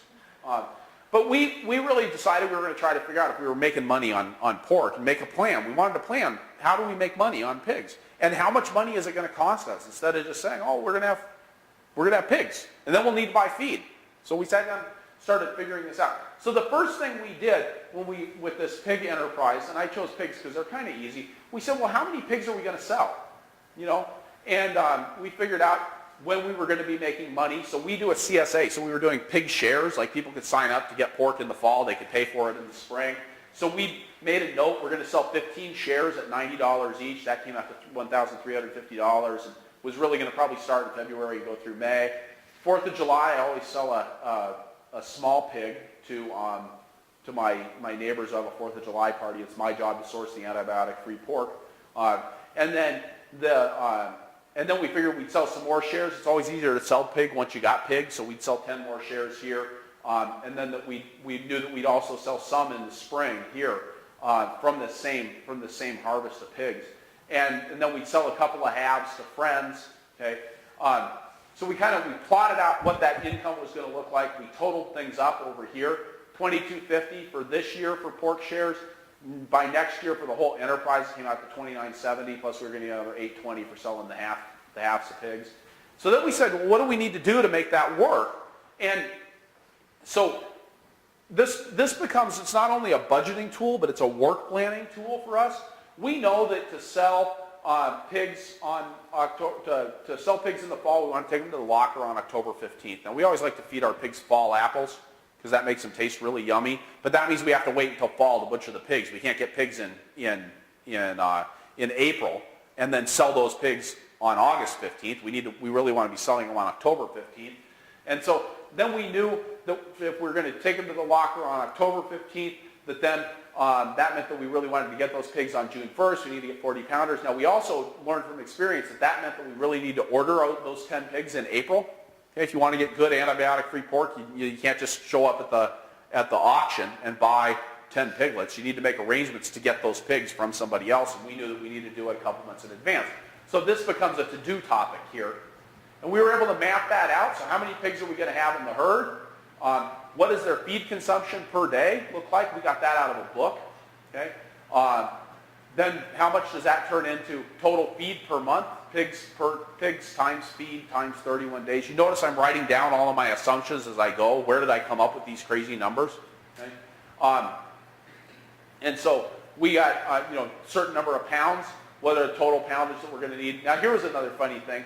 We actually had good enough records to say that we didn't know what the feed consumption per month did, but we knew how much we had to feed the pigs last year. And it actually turns out to be 17% more than the textbook says we should be feeding those pigs. So we added that, and we put in what I call the fudge factor. Okay? And then we protein percents, and then we needed to figure out when do we need to have what kind of feed on hand. And oh gee, that means we're actually not going to be able to get another ton of custom mixed feed. This was back in the days when it used to be hard to get pig feed without animal byproducts in it and without antibiotics. We had to go through a lot of hoops to make that happen. And then we can figure out what is our cash out for the different pigs, what's our processing fee going to look like for the different pigs, and then we were able to go from there to say, how much money are we going to make? When are we going to make it? What is this going to do for our cash flow? So we were able to take these numbers, right, the cash out for feed, the cash out for the pigs, and we were able to put that into our budget, our processing. Okay? Does that kind of make sense how we're just biting off these little chunks and just building out enterprise by enterprise, how that's going to go? I'm going to just skip over those. One of the things that I really don't like about QuickBooks is it spits out this profit and loss statement that's all about how much income you're making from your farm and how much your expenses are on your farm, but it doesn't touch on the rest of your cash flows.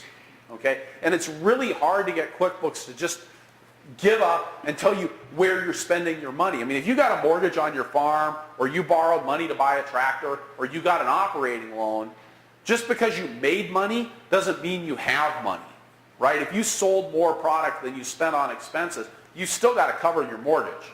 Okay?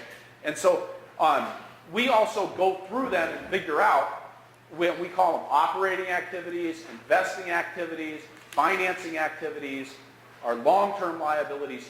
Where's our money coming in and going out throughout the course of the year? Okay? We're going to borrow this much money from our operating note in January, and we're going to pay that back when? What does our cash flow look like for getting that paid back? What's the interest look like? What other loans are we going to have to pay off every month? So that we make sure that, again, all of that stuff is figured into our cash flow budget for the year. Now, I really think of budgeting as a cash flow thing, right? I want to know, do I have enough money to pay my bills every month of the year? And if not, what am I going to do about it? Okay? Can I adjust my sales? Do I need to push CSA sales forward if I can do that? Do I need to reduce my expenses some months, or do I just need to get an operating loan from the bank? So it's a way of looking and figuring all of that out.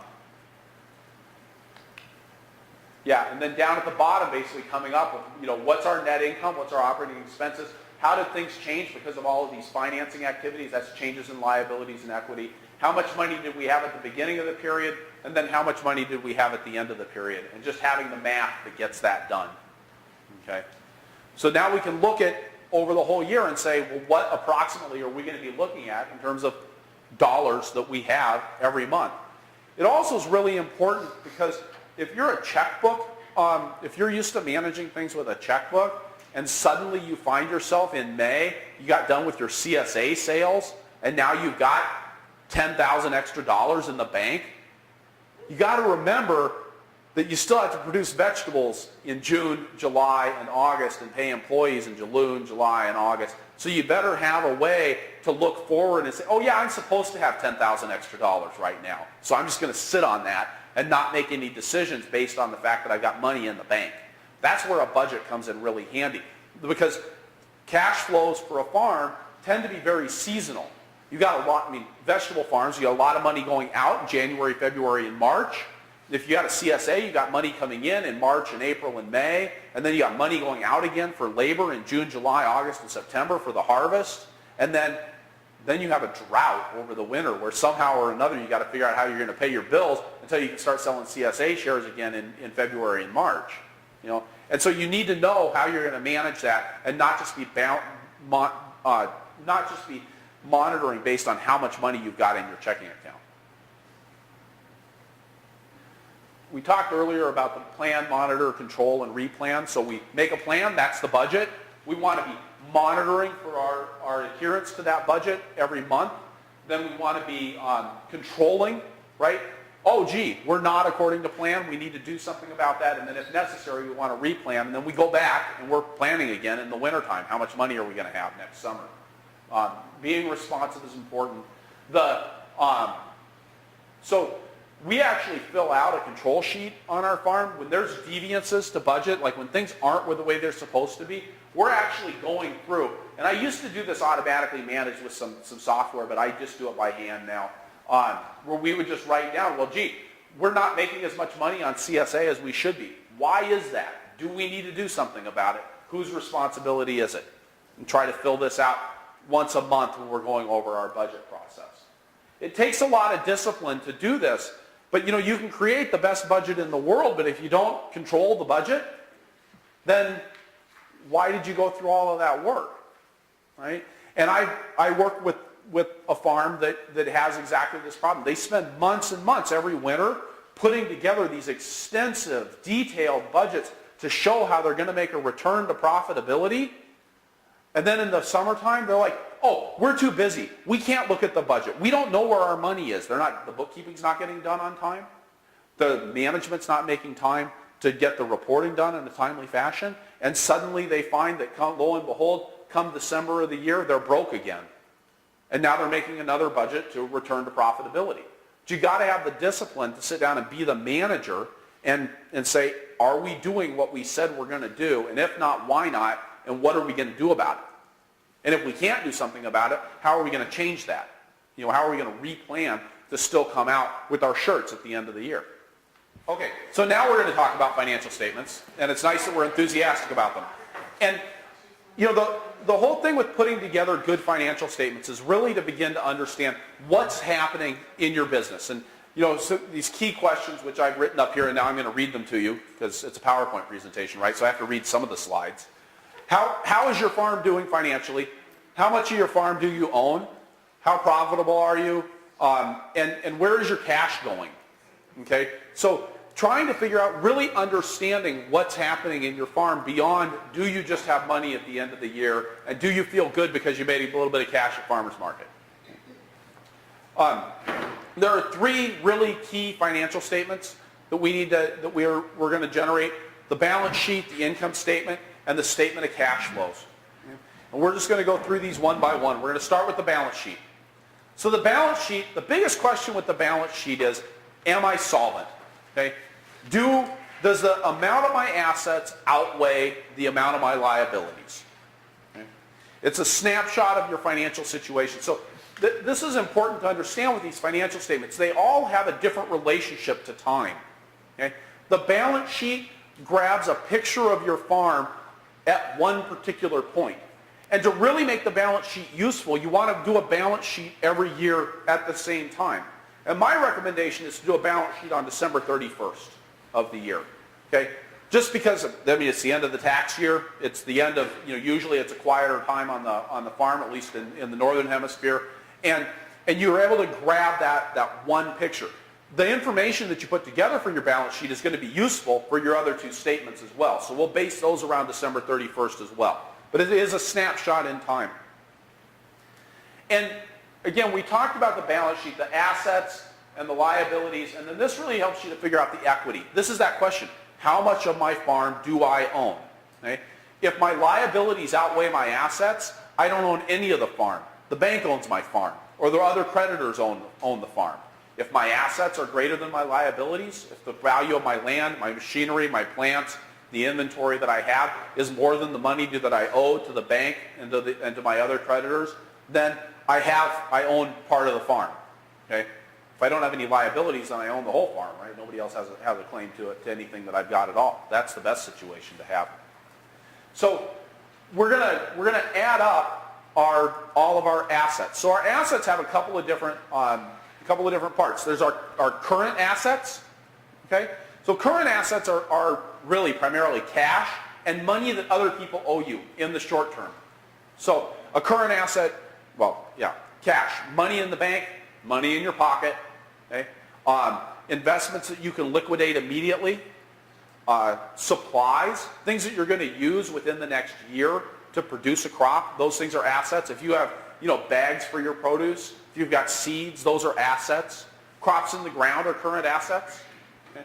So we're going to gather all that stuff up and assign a value to all of those things. You've got intermediate assets. Intermediate assets, this is something different in farm accounting than what you have in traditional business accounting, is that we value our assets at what we can sell them for, rather than, if you do standard depreciation, right? If you depreciate the value of a tractor, in other words, if you say that the value of the tractor decreases every year as you use it, the tax guys, the IRS in my case, says that you can take for a tractor that there's a 7-year depreciation, and that you can depreciate 1/7 of that every year. Okay? Now, that tractor did not become useless in 7 years, right? That's a 1950s Ford something or other, and so it didn't actually depreciate. So when you count that up as an asset, you can actually count that in farm accounting. You would count that asset as what you can sell it for. Okay? How much could I get if I sold that tractor? Okay? And intermediate assets are things that are going to have a useful lifespan of 1 to 10 years. It's basically anything that you're not going to use this year that also isn't land or buildings. Okay? So tractors, rototillers, hoes, scales, delivery trucks. Those are all things that would be considered intermediate assets. And then long-term assets are things like land and buildings. Basically your real estate, stuff that's going to last more or less forever, or long enough that it doesn't matter. A hoop house would be a long-term asset. The plastic on a hoop house would be an intermediate asset, right? Because you replace the plastic on a hoop house every 4 years, but the structure itself will last forever unless you hit it with a tractor. Okay? Yes? So if I do up all my books for the tax man at the end of the year, have that all done, and I have print off my balance sheets and everything from that, No. that's not what I would use when I'm assessing my current financial situation. Right. Because things like the way depreciation is going to be accounted for in those books would say, well, for example, in my situation, I bought a rototiller when I first bought the farm. Okay? We bought I think it was a $4,000 tiller, and that was in 1999. And in 7 years, we depreciated the entire value of that rototiller. So according to the IRS now, that's not worth anything. My tiller has no value as far as they're concerned. But I can still sell that tiller for $1,200. So on my balance sheet, that's going to show up as a $1,200 asset. So do you run a separate? I keep it all separate. Yep. There is a slide, a few slides down, that says don't use QuickBooks for this. This is separate. Okay? Use QuickBooks to get your cash balance, or call the bank, or check your online banking. Just keep that in Excel and have the. Yep. I do it in my Excel spreadsheet. Your bank, if you wanted to get a loan, like an operating loan, or say you wanted to build a building, that happened to us a few years ago. We wanted to build a building and borrow money. So I made a list of all the machines that we had with what we thought was fair market value, and then turned that over to the bank because that became collateral for the loan. And then had to be fair market value, Not what I hoped I can get for it, but what I think I can get for it. fair market value. But all that machinery around our place, it's all being written off. It doesn't.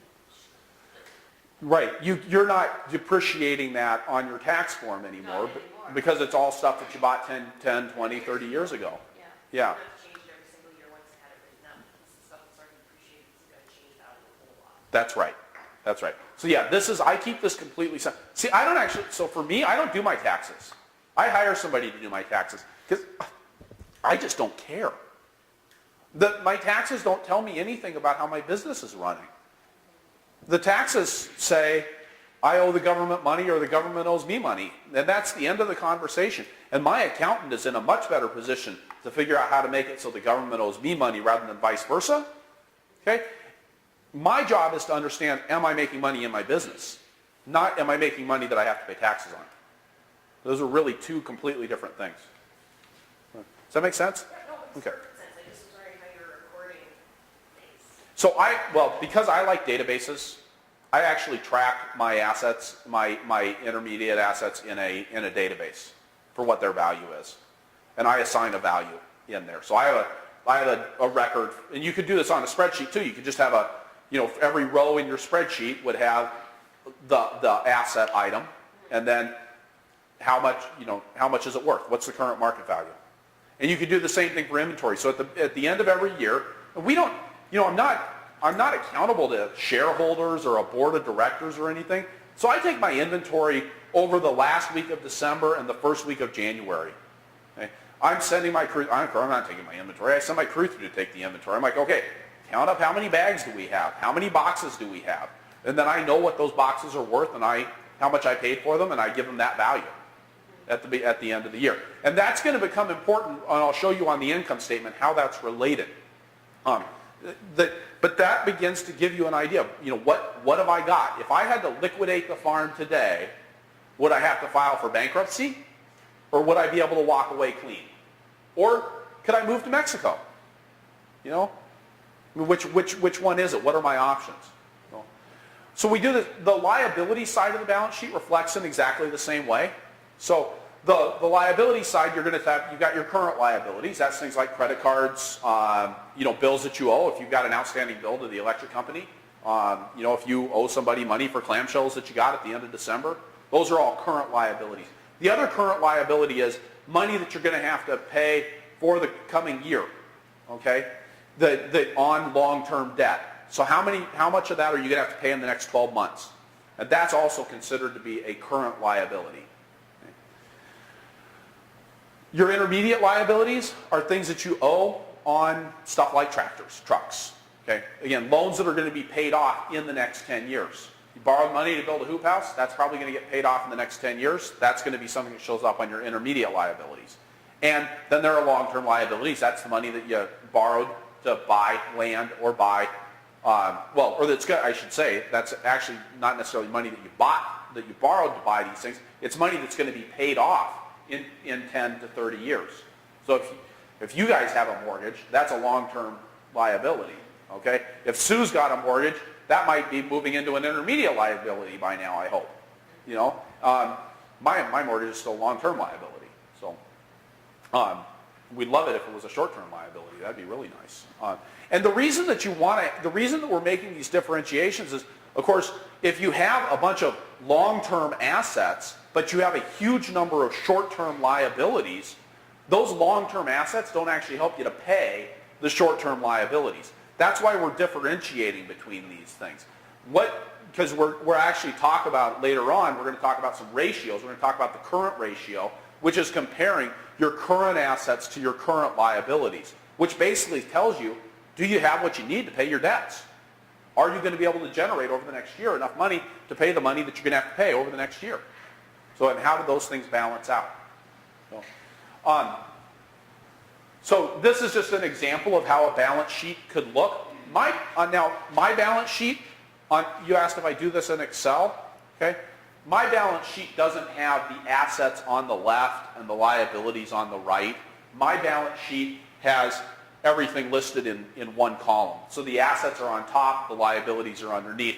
But because it's a balance sheet, I'm trying to show you that, see, the assets are on one side and the liabilities are on the other side. And look, see, I even did this. So the assets are over here, and then you've got the liability and the equity have to add up to the assets. If the equity is negative, right, then it would be the liabilities minus the equity is equal to the assets. That's right, if you're upside down on your house, you have negative equity. Okay? You owe more than your house is worth.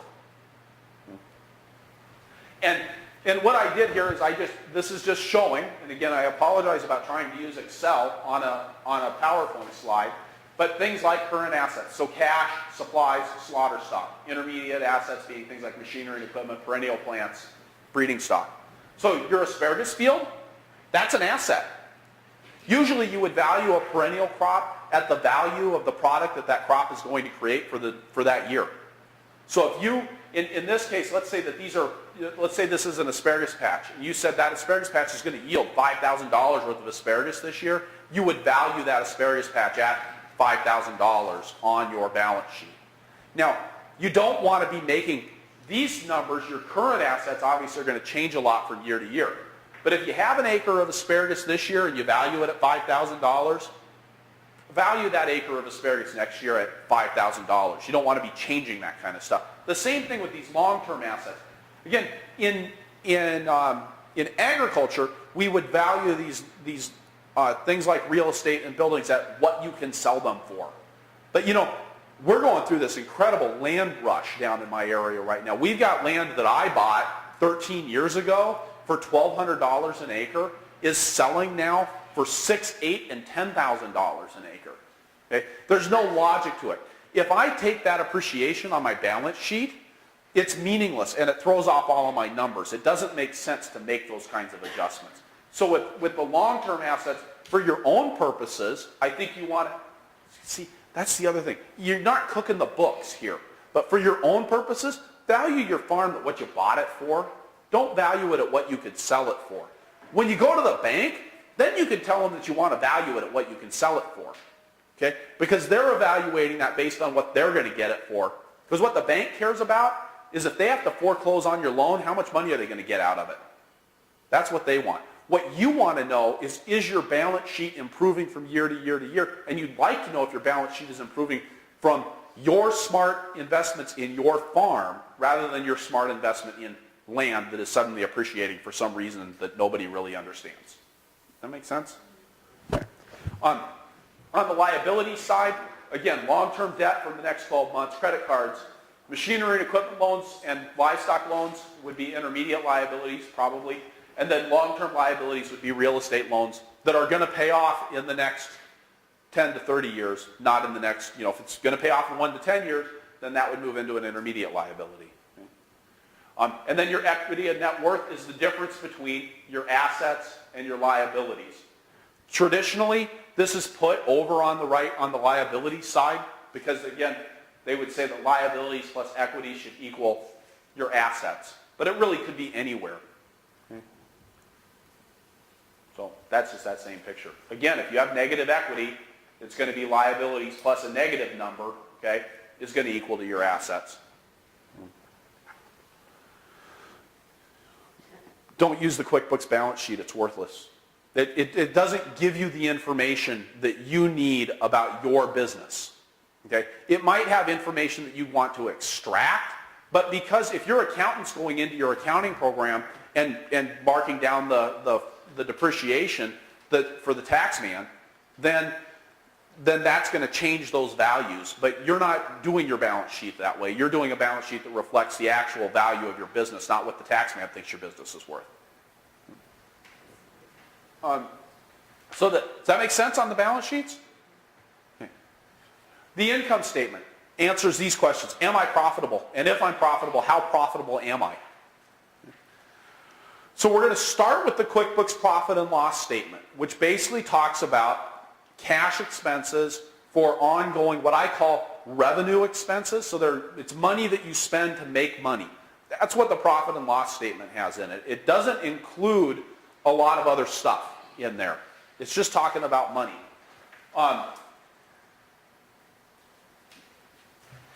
So one of the goals with the income statement is we're going to take cash and changes in inventory into account in this, and that's going to remove variability due to the timing of purchases and sales. In my area, there's a lot of CSA farms that will sell CSA shares in October, November, and December for products that they're going to deliver in May, June, July, and August of the next year. Okay? So if you do that, you take in a bunch of money in 2012 for product that you're going to deliver in 2013. It could make 2012 look like, man, that was a bang up profitable year. So you have to adjust for that. The same thing's true if you go out in December because you don't want to pay high taxes and you've had a good year and you buy $10,000 worth of boxes in December. Now, maybe that's going to bring because that's an annualized expense, you're not going to depreciate it, but it's going to bring down your net income for the year from the taxman's perspective. But you actually had a really good year because now you've got $10,000 worth of boxes. So we're going to add those into the mix, and I'm going to show you how we'll do that. So the data that you're going to need to put together an income statement is in the inventory at the start of the period, inventory at the end of the period, and financial data. So you need to take an inventory at the beginning of the year, and then you're going to take an inventory at the end of the year. And again, so let's go with December 31st. So the period that I think we always want to be evaluating is going to be January 1st to December 31st, unless you have a good reason for doing something different. Okay? But really, for agriculture, I think that works really well. And then you're going to need just your basic financial data. And of course, so your inventory, your period start, the first time you do this is a lot of work, right? Because you're going to have to kind of take a guess. What was my inventory a year ago? So you're actually going to be kind of doing 2 inventories, because you're going to need to have something to base this off of. But then in future years, you just take that inventory at the end of every year. And again, when I say end of every year, sometime between December 25th and January 15th, that's good enough. Okay? Don't feel like you have to be out there. Don't spend your New Year's Eve in your packing shed counting boxes, okay? And blaming it on me.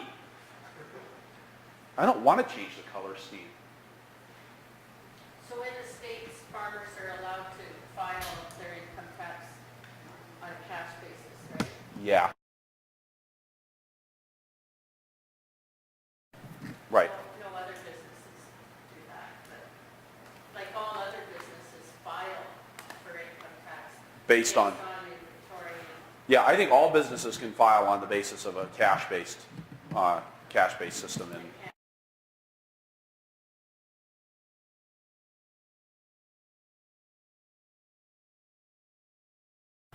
so the first thing we're going to look at is increases in income. Okay, and the increases in income, of course, is your cash income, right? How many dollars worth of produce did you sell last year? Then you've got your increases in saleable inventory. Okay, so on December 31st of this year, I had 15,000 pounds of beets in my cooler. So I'm going to assign a value to those beets. Okay, and decreases in saleable inventory. So on December 31st of 2011, I had 2,000 pounds of carrots, 3,000 pounds of rutabagas, but I didn't have that in my inventory on December 31st of 2012. Okay, so that's a decrease in my saleable inventory from last year. Does that make sense? So that's, yeah. Do you calculate saleable inventory from crops in the field? You know, because I don't have crops in the field on December 31st, I look at my spinach and I go, that's in the greenhouses, and I try not to go there. I probably should, but it's been a stumbling block for me. I go, oh, I don't want to do that. No. But yeah, you certainly could. I don't take into account, I probably should take into account garlic in there. I probably should take into account if I've got more perennial plants, but I don't. I kind of feel like because I have garlic every year, it's kind of a wash. Part of what I'm trying to measure here is changes from year to year. But yes, that would be a good idea. Decreases in income, then, things like, well, cash expenses. Okay, how much money did you spend on fuel, seed, fertilizer, right, in labor? Decreases in your supply inventory would decrease your income. So if I started last year with, 5,000 boxes, and this year I ended the year with 1,000 boxes, then I'm decreasing my overall income by 4,000 boxes because I've had a change in value in my business according to that. And then, if I increase my supply inventory, maybe I laid in a supply of boxes or I laid in a supply of Ziploc bags. In my case, we buy customized twist ties for our farm. But we have to buy them, like 50,000 of them at a time. That takes me usually 3 years to get through. Okay? So the year that I buy them, it shows up as being a big cash negative, but I've still got most of that value is still retained in my farm operation. So I want to account for that when I'm evaluating my profitability. Then the other thing we take is actual depreciation, and that's what's going to get us our total decrease. I put a little asterisk there so I'd remember that the next slide says how we're going to figure actual depreciation. Okay? Actual depreciation, okay? And so this is, this is a little bit funny and it's a little bit arbitrary, okay? But actual depreciation is the purchase price minus the salvage value divided by the life of the investment. Okay? So, salvage value, that's how much you can sell it for when you're done using it. My rototiller has a salvage value of $1,200. I paid $4,000 for it. I would normally figure that it has a usable life of 7 years because that's pretty standard for equipment. So I would take $2,800 and I would divide it by 7 and I would say that every year that rototiller I'm using up $400 of that rototiller. Okay? Now, again, we look at a Ford 8N and we go, that sucker's still running 50 years later. What's the, how are we going to assign an annual change in asset value? But I kind of like 7 years for machinery and equipment because, ideally I'd like my business to be performing in such a way that I'm able to buy new equipment when I need it and invest in new equipment. Maybe that rototiller is too small now. Maybe I do need one that's an upgrade from it, has better depth control or something on it. So you want to come up with something consistent and apply it consistently.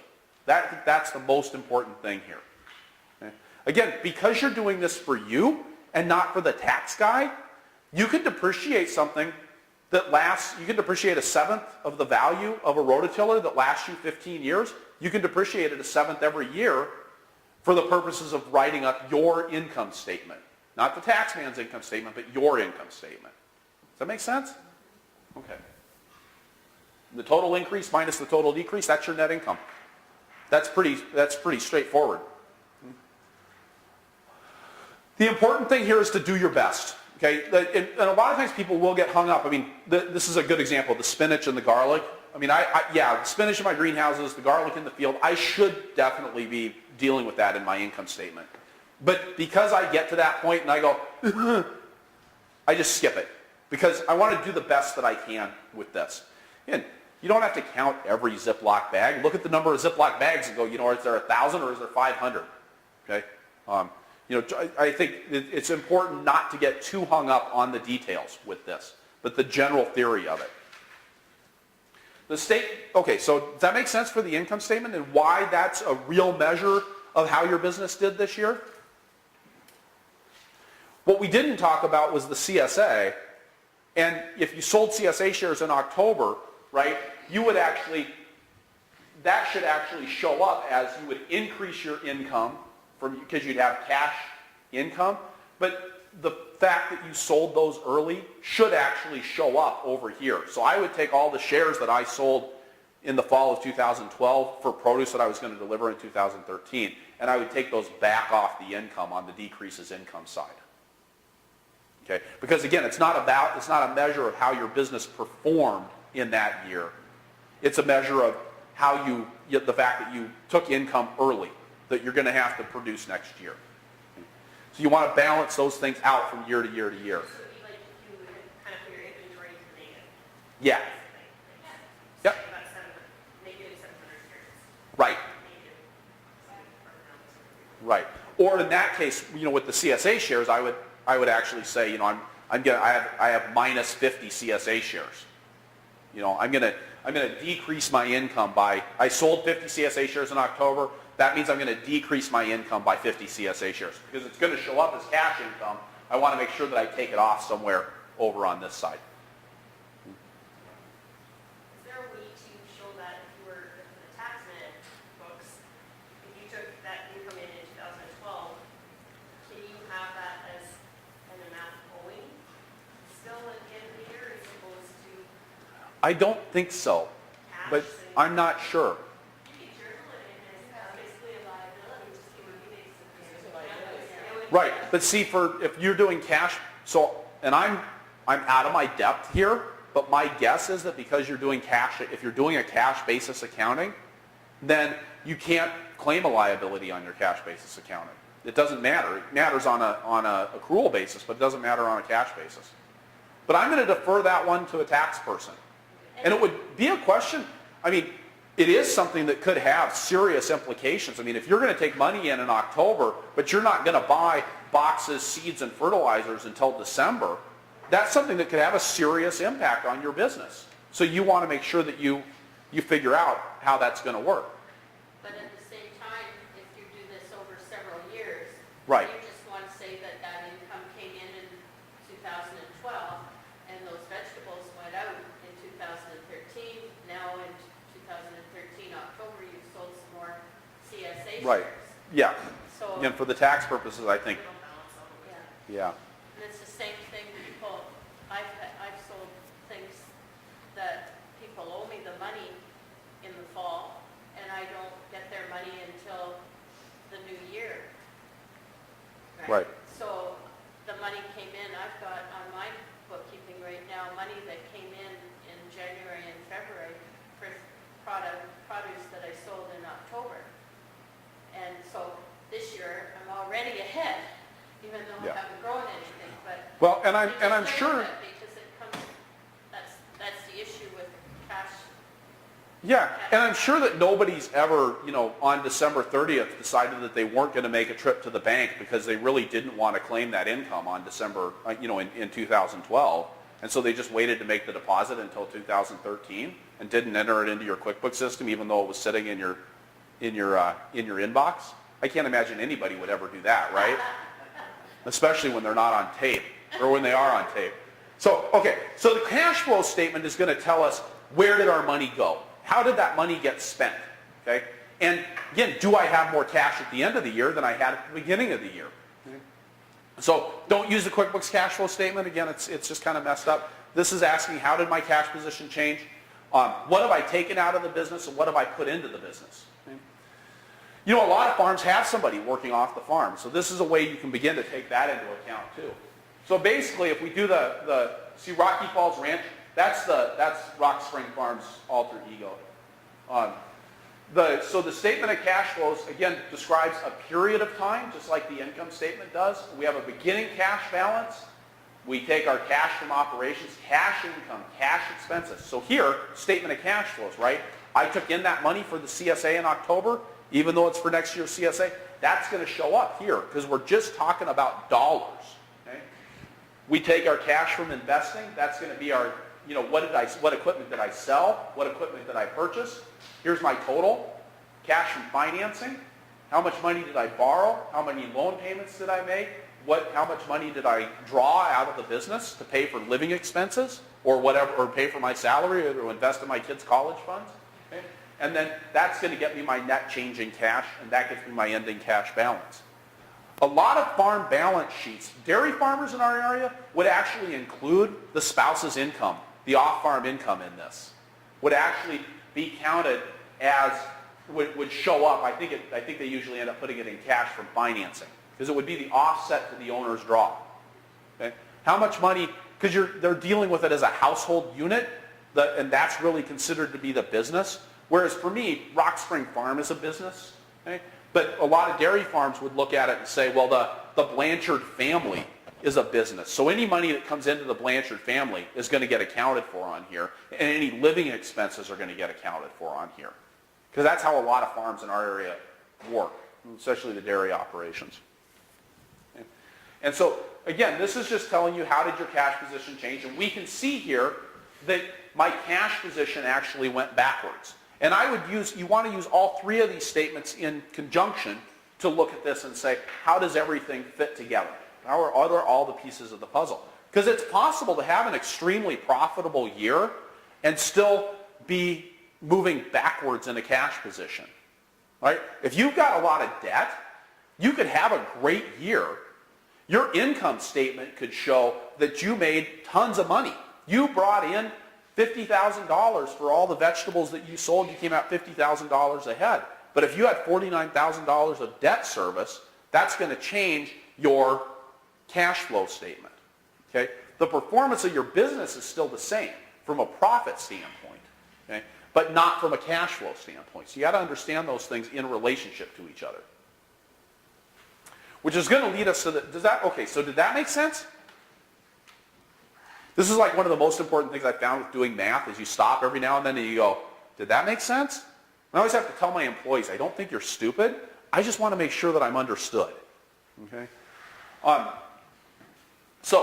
let's look at financial ratios. So the cool things about using financial ratios is that they provide a way to compare your business, which made, I'm going to make a guess, $50,000 last year, to my business, which maybe made $200,000 a year last year, or to a business that maybe is another farm that I work with that's making $1.4 million a year. And we can use these ratios to say, how do these different farms look and how they're performing relative to each other?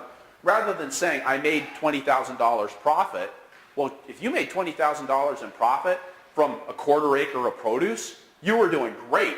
If you made $20,000 in profit from $1.4 million of produce sales, you're not doing very well.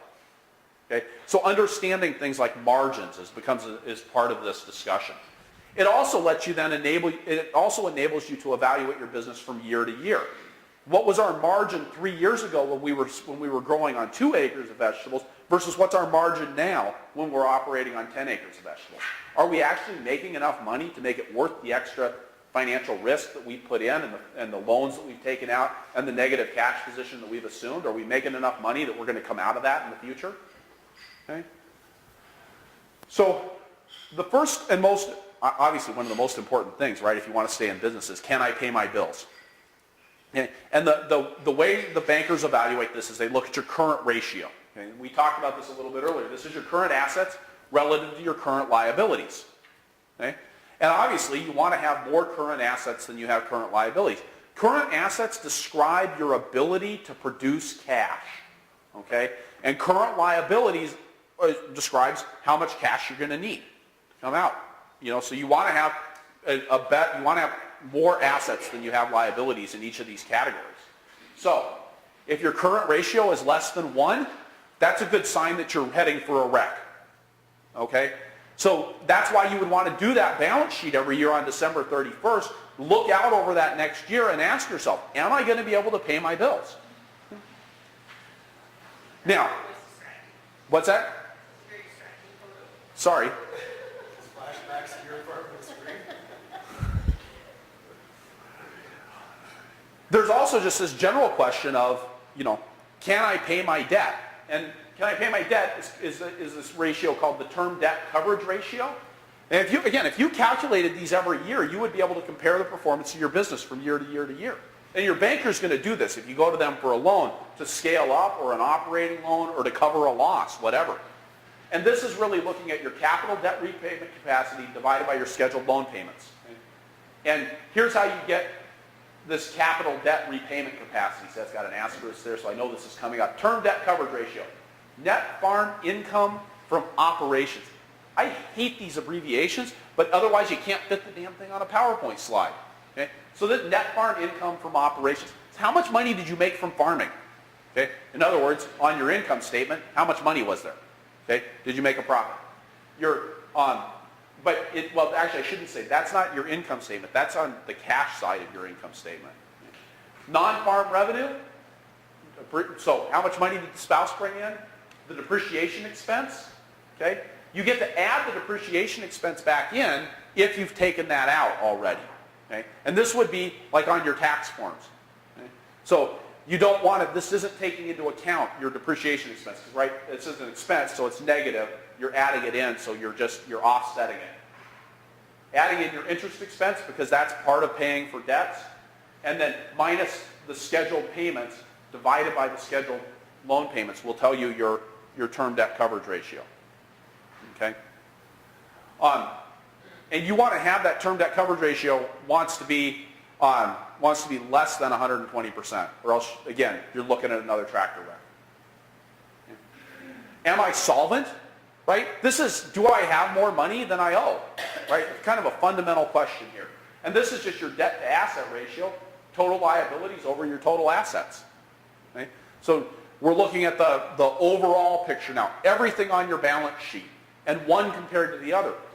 Again, I like the ratios because you might have $20,000 of equity now, but if 10 years from now your business has tripled in size and you've still only got $10,000 in equity, that's a good indicator that there might be a problem.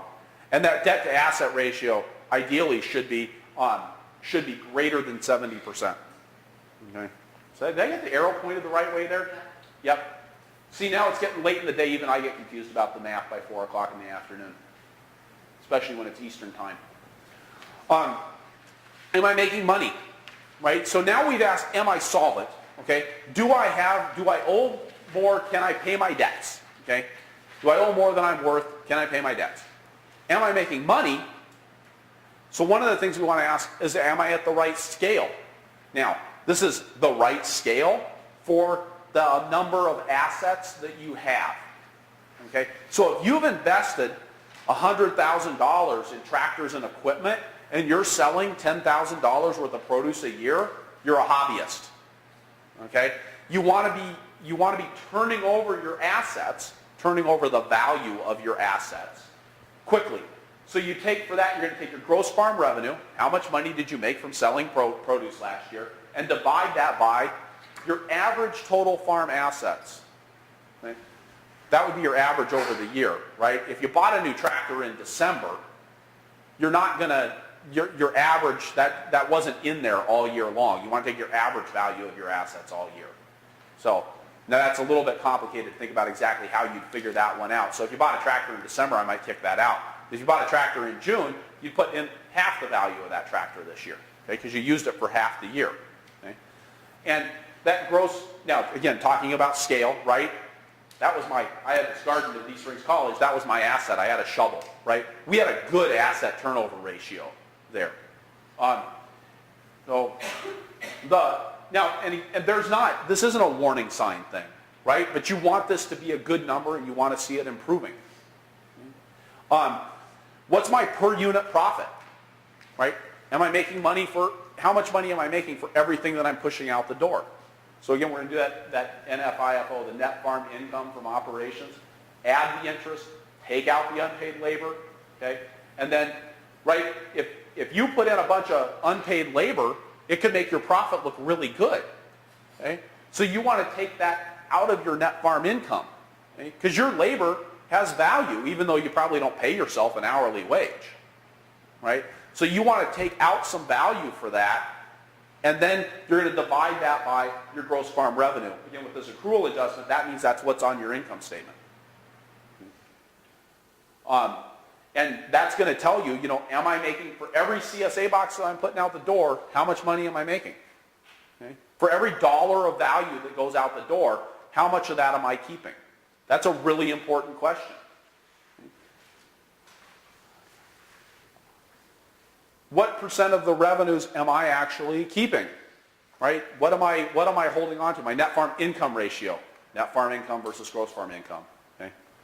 If you're so desperate to sell that you know that tomatoes are worth $2 a pound in your market, but you got to move more tomatoes, so you're going to go in and sell them for $1.50, that's probably because you're financially desperate, not because you've got a good idea of what your cost of production is.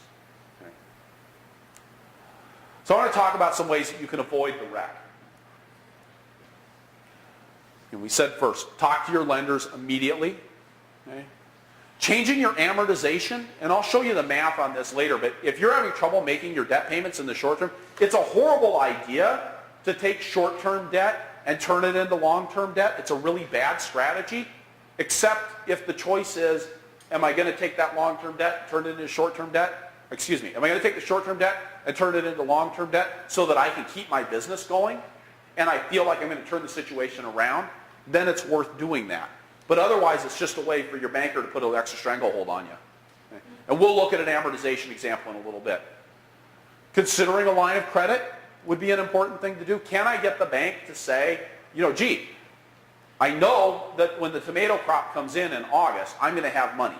Okay? But right now, I need money to get from here to there. So can I get a line of credit rather than just floating creditors along? Okay? The most important thing, and the one that really shocks me out in the vegetable world as I work with a lot of different farms, is how much people don't succeed. How often growers are planning for failure. So if you're losing crops year after year after year, you're not running a good operation. Okay? And you need to do better. The best farmers out there, the ones that I work with who are really doing well, Paul and Sandy Arnold, Steve Pincus at TP Produce, Richard DeWild at Harmony Valley Farm, people that I talk to who are really cranking out the product and doing well, making money, and more importantly, the ones who in August are tired but not beaten down, they've been working hard, but they're not exhausted. Okay? I talked to a lot of farmers in the drought last year, and there were two kinds of people. There were the ones that you could hear that they wanted to break into tears in August. And there were the ones that when I talked to them in August, they're like, yeah, I'm working hard. Yep, I get up in the middle of the night, turn off my irrigation equipment. They were just tired. They were like, yeah, it's a lot of work, but I'm doing okay. The ones that are doing okay are the ones that are harvesting every crop every year. So if you're losing crops to weeds or losing crops to bugs or planting far more than you need to plant just so that you can expect to harvest half of what you put out in the field, that means that you've got a capacity issue that you really need to deal with so that you can increase the success of your operation. Okay? If you don't plan for failure. So, again, understanding your cost of production is a really important thing to take action on. I mean, if you're losing money, you need to know, why are you losing money? How much is it costing me to produce these vegetables? If you're running a CSA farm and you're slowly going broke, you better make sure that it's costing you less to grow the CSA vegetables than what you're selling the CSA vegetables for. Rigorously evaluating expenses when you see a train wreck coming, especially feed and labor. Okay? Any livestock operation, I mean, feed is what percentage of a standard livestock operation's expenses? We don't buy much feed, so it's just at our cost. Relatively low for you guys. Okay. Labor, generally going to be between 40 and 50% of the expenses on a market farm. Okay? That's a huge place that you can realize big savings. Okay? And if you are in the business of feeding pigs, then you need to be looking at, what are my feed costs? How can I reduce those? Now, of course, the question is, how can I reduce those without reducing the value of the pork that I'm receiving? Okay? That's a balancing act. Of course, the same thing's true with labor, right? It's not just you're going to start laying people off. If you lay people off and you don't have a way to get the crop harvested, you're still screwed. Okay? Selling unproductive assets and inventory. Okay? If you've got a bunch of broccoli boxes sitting around but you aren't selling broccoli, get rid of the broccoli boxes. Make some money off of those. Those suckers cost $2 a piece. Get that money back.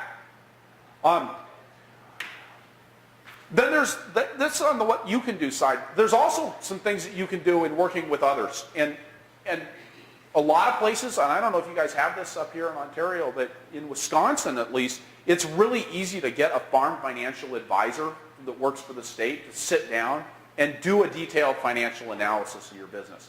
Harder in specialty crops, easier if you're in something like dairy. Okay? Harder too if you're doing grass-fed. They don't necessarily have the ability. But more and more there are people out there who do understand the business. Getting an increase in the line of credit, capitalizing short-term debt, deferring payments. Can you go in and get things set up so that you're on interest only, so to see you through the hard times? That's what the bank really cares about. Are they making money? If they're getting their interest, they're making money. Your asset's still out there. They can come and take that away from you anytime. They're still happy. All they need is their interest payments. Restructuring your debt, again, re-amortizing your debt, getting capital from somewhere. Okay? And again, this is kind of a scale issue, but are there people who would be willing to invest in your business, either for the short term or the long term? And then sometimes it does come down to the issue of writing down debt. Simply, I don't know what the law, I assume things work the same here that they do in Iowa, but you can go to the bank and say, you know what? I don't have it. I just don't have it. So we need to write down the debt. I can't pay you. You're never going to get paid. You need to say, you're just going to write this off as a loss. That's why they get paid interest, people. That's why you get interest. See, they do that because they're taking a risk on you. If they knew they were going to get paid back, they wouldn't need to get an interest rate above what the prime lending rate is. But they do. And they get that because they're taking a risk. And sometimes it is necessary to keep your business going to go to the bank and say, hey, we took the risk. You took the risk with me. We both did a bad job of evaluating it. How about we just cut our losses, write that debt down to something that I can afford to pay off. And then finally, of course, is bankruptcy, which isn't the end of the world, but is, of course, something that I think you probably want to avoid. And I don't know anything about how that works here. We just went through some big changes in the United States in the last few years where bankruptcy went from being, one kind of a process, and now they've really shifted a lot of that around how it works. I want to talk a little bit about increasing profitability. Because obviously that's how you avoid all those other problems, right? And that's part of what, when you start looking at farm finances, that's what you want to do. You want to make more money for less work, right? Guy Will Overton, who's CEO of Fastenal, I was in a meeting with him, and he made this comment. He said, sales without profitability is just work, right? Why would you sell vegetables and go through all the work of selling vegetables if you aren't making money at selling vegetables? It's a lot of work for nothing, okay? If you're going to give away your produce, give away your produce. That's a different game altogether. But if you're selling at the farmer's market, or you're selling CSA shares, or you're selling to a restaurant, you want to be making a profit at what you're doing. So your earnings, right, your profit, is the difference between your revenue and your expenses. Okay? And, so one way to increase your earnings is to increase your revenue. And I want to just look at a quick example of a quick way to increase your revenue is to get your pricing right. So if you take 100 bunch, okay, so, right, this is how much you sell here. If you take 100 bunches of parsley to market and it costs you 75 cents a bunch to produce the parsley, and you sell it for $1, that means you got 100 times $1 minus 75 cents. That's going to equal $25. So if you want to make $50 at farmer's market, you got two choices. You're either going to increase your production and double it. And now you got 75 cent cost of production, 25 cent margin on each of these, and you're going to make $50 on those 200 bunches. Your other option is to raise your prices. Okay? Increase your expenses, no change, or increase your income with no changes in your expenses. And you could actually sell less. I mean, if you increase your price, theoretically, you're going to sell less of something. Okay? But even here, if you take a 1/3 hit, if you increase to $1.50, now you're making 75 cents for every bunch that you sell. That's just pure profit, right? That's the great thing about raising your prices, is it's all money in the bank. Okay? It doesn't cost any more to sell something at a higher price. That's just additional profit. Certainly harvesting more crop, and we talked a little bit about this idea of increasing success, increasing your feed conversion, better pasture utilization. Okay? Better utilization of having your pigs increase their feed conversion. Water is the cheapest fertilizer that's out there. Okay? And, any production system is only as strong as its weakest link. And I know that a lot of small-time hog producers have trouble because they don't get their pigs enough water. And getting them the water actually increases the feed conversion rates. I know dairy farmers run into problems with this in places where they're having ground current problems, and so the cows don't drink enough water, and so they don't produce enough milk. And crops, you put water on vegetables, and this weird thing happens. They grow. Okay? And I saw a lot of growers last year in the drought who simply didn't know how to put enough water on their produce. First of all, had no idea how much water they were putting on their produce, so they couldn't even begin to estimate whether they were doing the right thing. But their crops were clearly suffering from lack of water, and I was hearing from them, well, we watered. So manage that water. And of course, managing the water doesn't mean turn on the water for a set period of time. It means get in there and evaluate that soil moisture. Okay? And then make sure you've got a way to get the water on the crop. It's the cheapest fertilizer in the world. Getting things right. Okay? This is just a picture of transplant production. These two plants were seeded on the same day. Something went wrong. This was actually a watering issue. They were overwatering this section of the flats. These guys put out a whole crop, half the crop was stunted and half the crop was good. Okay? This is a recipe for failure. You want to increase your success. Making sure that you harvest every crop. Okay? If you're going to plant crops that are susceptible to diseases or insects that you commonly experience in this area, make sure that you have a plan for dealing with the insects and diseases that you commonly have in the area. Okay? Exceptions happen, right? You get some pest that came in that you didn't know you had, that's going to throw you off. You get a freeze in August, that's going to throw you off. But you really should be harvesting almost every crop all of the time. What usually happens when people increase their revenues? What do you do when you get a raise at work? Spend more, okay? Really common. Again, I work with a very large operation that has their expenses are almost exactly equal to their revenue, and they keep trying to increase their revenues, and their expenses just keep coming right up along with them. If you have no margin, you still have no margin, right? 50% of nothing is still nothing. So what we want to do, the other way that we can increase our earnings, okay, is to decrease our expenses. So how do we decrease our expenses? Timely operations. Farming is all about timing, right? If you kill weeds when they're this big, the weeds are dead. If you go out to kill weeds when they're this big, a lot of those weeds are going to live. Okay? This big, you go through with the cultivator, if it rains tomorrow, those weeds are still dead. If you go through with the cultivator when the weeds are this big, now it rains tomorrow, those weeds are just going to reroot and grow right back again. And you may as well not have done it in the first place. So timely operations, doing it right. Okay? Who didn't hear this when they were a kid from their dad? It takes just as long to do it wrong as it takes to do it right. You know, and the second thing is your dad was right. Okay? And so this is just an example of a farm. They never set up their cultivators right. If they had taken the time, these crops all got cultivated in a very timely fashion, but they didn't set their cultivators correctly to kill the weeds in the wheel tracks. Okay? Now, that's going to cost them money. Not only is it decreasing the productivity of the crop, but they're probably going to have to send a crew through there to hand weed, and that's going to cost a lot more money than having had the track sweeps adjusted correctly on their tractor in the first place. So making sure that you're doing it right and making sure that your crew is trained to do it right. You know, don't let people operate tractors to cultivate if they don't know how to adjust the cultivators. And don't send people out on a wheel hoe if they don't know how to use a wheel hoe. Of course, speeding things up. You know, you said this earlier. It's skilled work, right? But the funny thing about it is that it's skilled work that is hard to pick up. It's a whole bunch of series of motions that most people have not ever done before. Okay? So like I do Taekwondo with my daughter. Okay? And when we started as white belts 3 years ago, they started teaching us these different moves. Okay?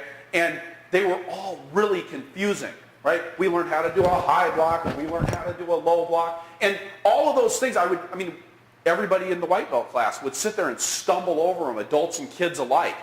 Now, when we learn a new move in Taekwondo, it's really easy. Okay? They teach us how to do something, and everybody in the class knows how to do it, just like that. Vegetables are the same way. Right? There's an art to this. And there's a feel for how the vegetables work. I can bunch anything, okay? You give me a vegetable, I can put a twist tie around it, and I know how to make that work. And I can look at a crop and figure out the best way to harvest it. Nobody needs to show me how to harvest something that I haven't picked before. I can just look at it and I know. I've been doing this for 20 years. How long have you guys been doing this? 12 years. You know, there's not a vegetable out there. You ever grow cardoons? Okay, if you grew cardoons, you'd look at the cardoon, and you'd look at the picture in the Johnny's catalog and you'd go, yep, I know how to get there. Because you're a vegetable farmer. Okay? You know, I assume the same thing is true for you. You build fences, right? Somebody says, here's a new kind of fence that you can build. And you kind of look at it and you go, yep, I can see how that sucker's going to go together. Okay? And so I think part of it is we underestimate how much skill we've developed. And so thinking about that art of learning something brand new and taking the time with your employees to give them the training, and again, breaking down the process. How do I put a twist tie around a bunch of kale? I hold it in my left hand or my right hand?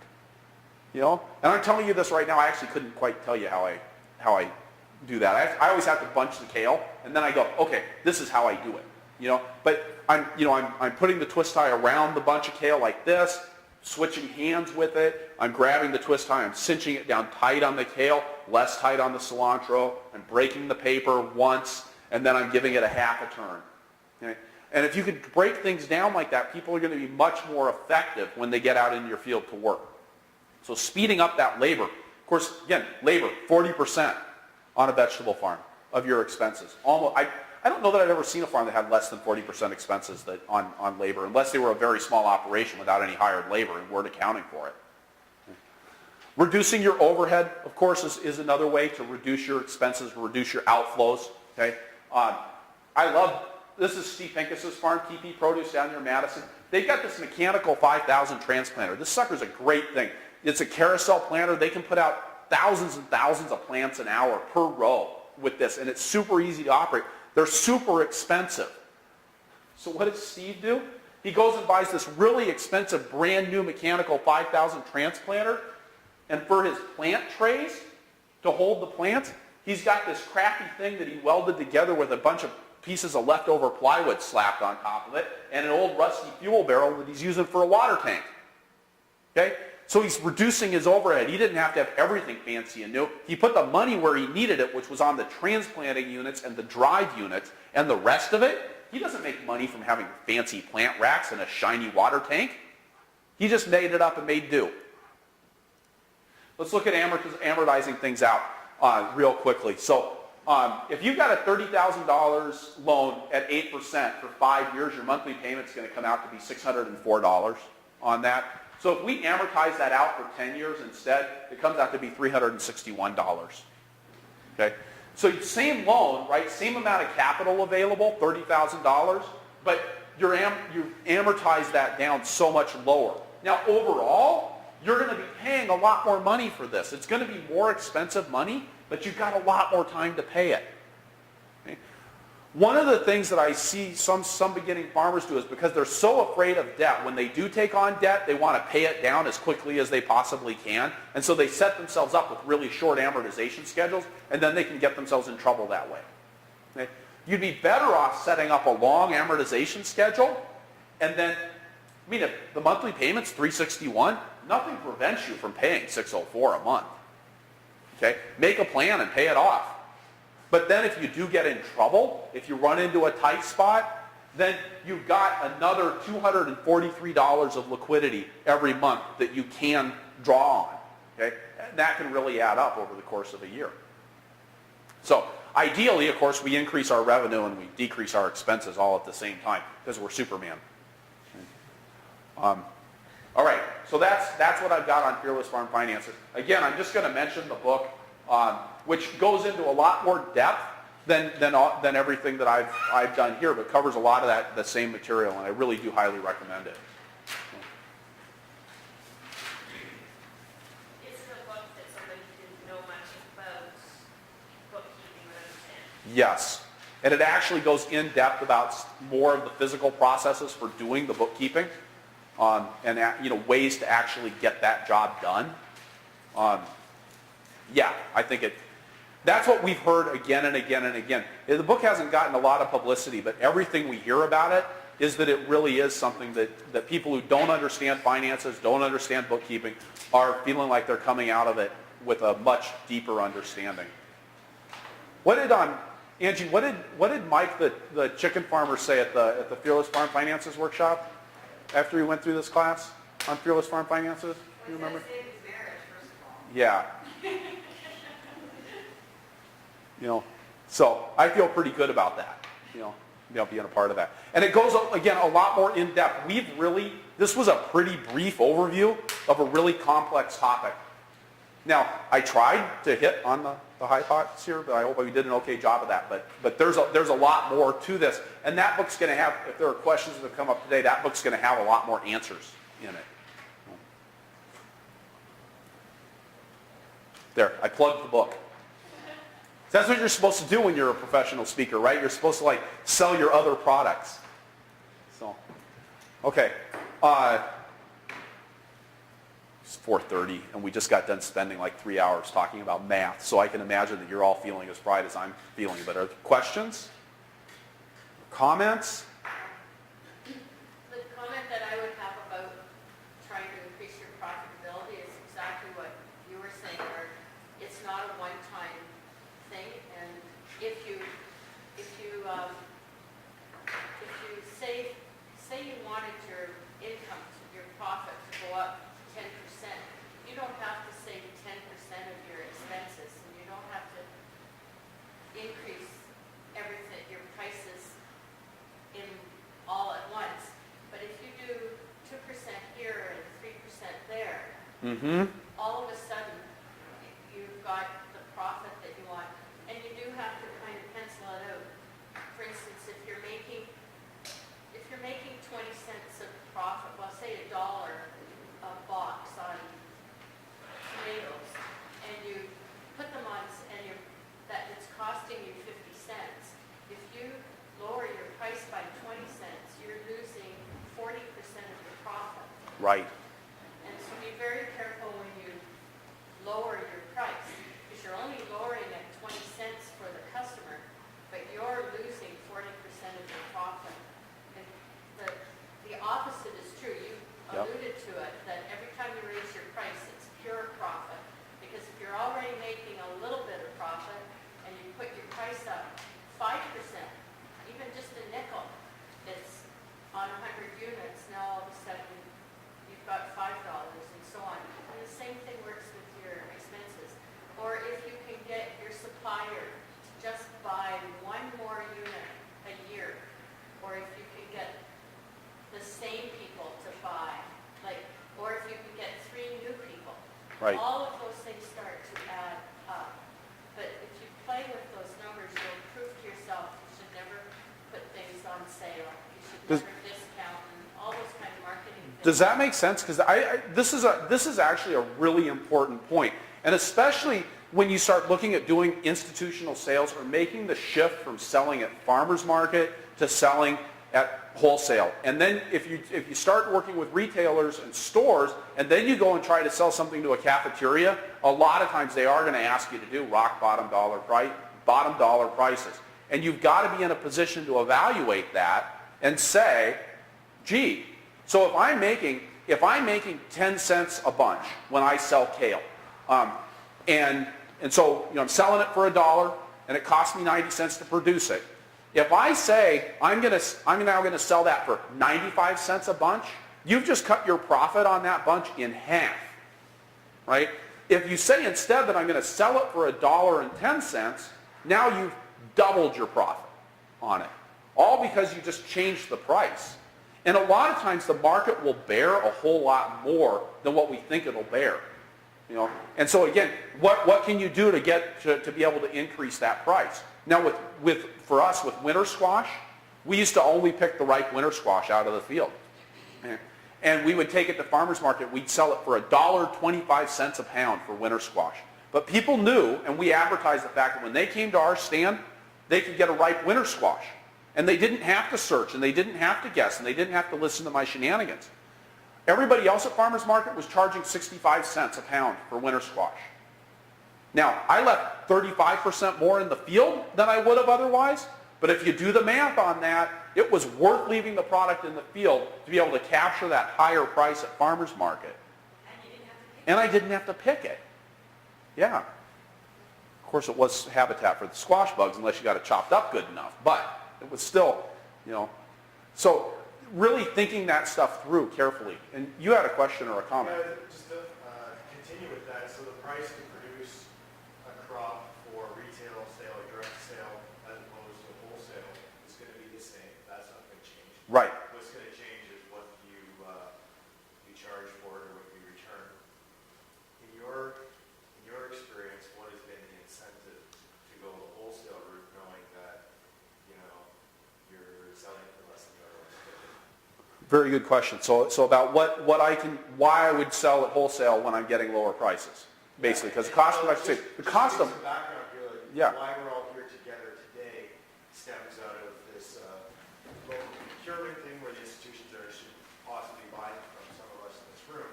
But we kind of pose that question to them, A, what's in it for you guys? Is there some mandate or some ethical higher purpose? And B,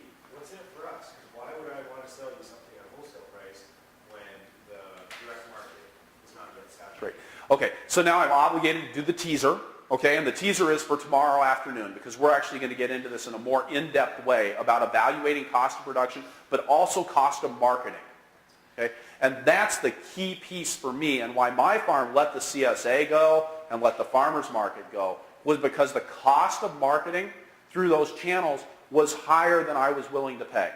And I could make just as much margin selling wholesale as I could trying to do it those other ways. Okay? So when I go to farmer's market, for example, I've got certain fixed expenses, like I need an awning, I need tables. I've got transportation expense of driving up there. I've got time. And most importantly, for my farmer's markets, I had to be at farmer's market. The farmer was required to be there. So, well, and of course, to make the maximum amount of money, I was the one that had to be there doing the hustle. Okay? Now, I'd go to farmer's market in a really great market in exchange for a 12-hour day that left me exhausted on Sunday. I was making maybe $3,000. Okay? It wasn't enough. The volume wasn't sufficient.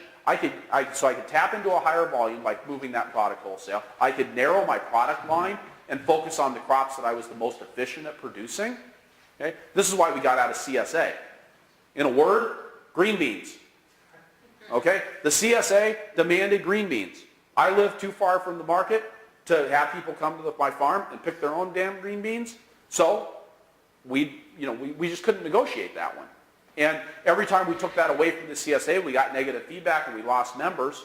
So we were kind of in a conundrum, right? I've got to grow things that I'm inefficient at to be able to tap into that market. You run into that even to a certain degree at farmer's market, right? If all you take is tomatoes, nobody's just going to buy your tomatoes. On the other hand, you might be able to convince the chef to just buy your tomatoes if you're a really good tomato grower. Okay? So it was actually that we were able to reduce our costs of marketing by selling on the wholesale marketplace. Now, on the other hand, I had a wholesale distributor that I worked with. And I told you we did these clamshelled herbs, right? So we were doing a lot. And this wholesale distributor wanted to pick up what was basically 1 or 2 stores worth of clamshelled herbs, but they wanted me to, I can't remember the percentage, but I had to take a certain margin hit on it. Actually, I do remember the percentage. I had to take a 42% margin hit on it. Okay? I couldn't take a 42% margin hit on my herbs. So I had to negotiate backwards. I had to say, no, I can't do that for that because my distribution costs are too high. If they were taking all of my herbs, then I could drop my price. I could take a 42% hit on that and to sell to a distributor. But otherwise, there's no way I can afford to do that. Right? Does that make sense? It wasn't a 42% margin. Sorry. It was a 18% margin. Maybe it was a 22. I got it's in the slideshow tomorrow. Okay? So, but the point being, I couldn't take the margin hit to sell them basically the same quantity of produce that I was selling to a store. I needed to take, if I was going to take that margin hit, I needed to be selling them lots of product. So I'll just use another example, beets. Okay? We sell beets at retailers for $31.50.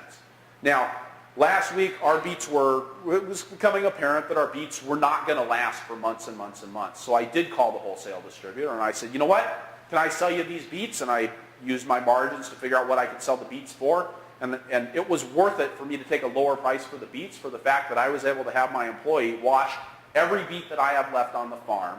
And we sold, I want to say it was 107 cases of beets last week at $28 a case instead of $31 a case. But I was able to sell 107 cases of beets. I couldn't have done that otherwise.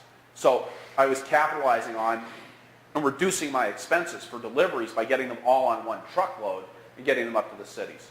So So you're producing more product, getting a lower price for it, and making more money. right. And I'm but I'm also reducing my marketing expense. Right. So Your margins are not as narrow anymore. It's different. right. See, We do both wholesale and retail. right. So if there is a different margin there, if you're looking at wholesale or retail. Yeah. And CSA was the same thing, right? CSA, I had 212 customers for the CSA. But I could take, again, funneling that produce through another channel, reducing my expenses because I was being more efficient with my production, and not having to manage 212 customers and only having to manage 10. Boy, that was so much easier. And not having space to Right. You're doing less staff, you're producing more, but you've got less input. Right. To get that same amount of volume. And so that's why what I'm going to encourage everybody to do this year is to really work on getting at what are your actual costs of production and what are your actual costs of marketing through the channels that you're already marketing through.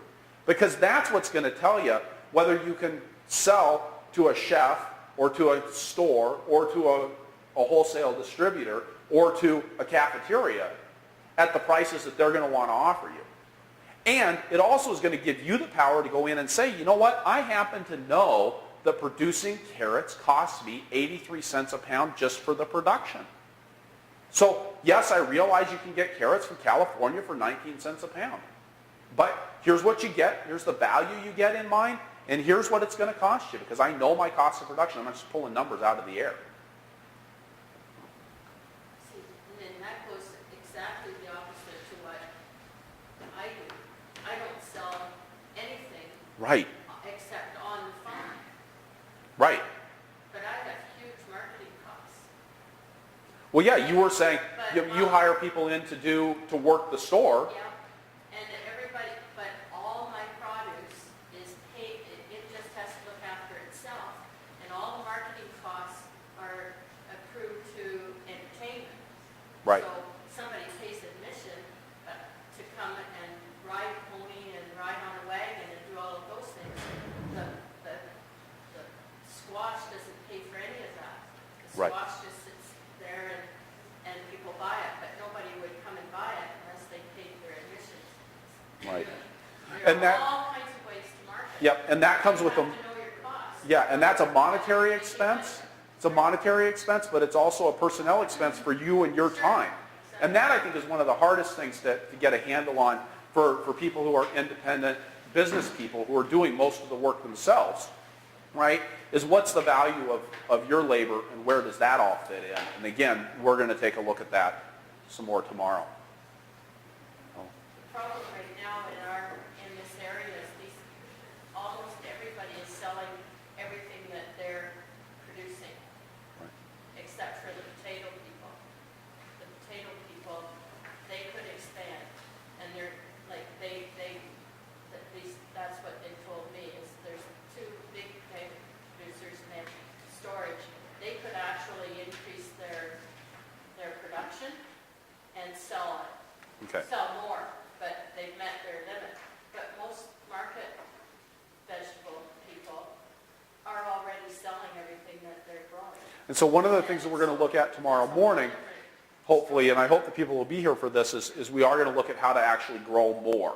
So that's what the saving labor on the market farm is all about, is about increasing your capacity by reducing the labor inputs, which is going to help you to do more on the farm, hopefully with less.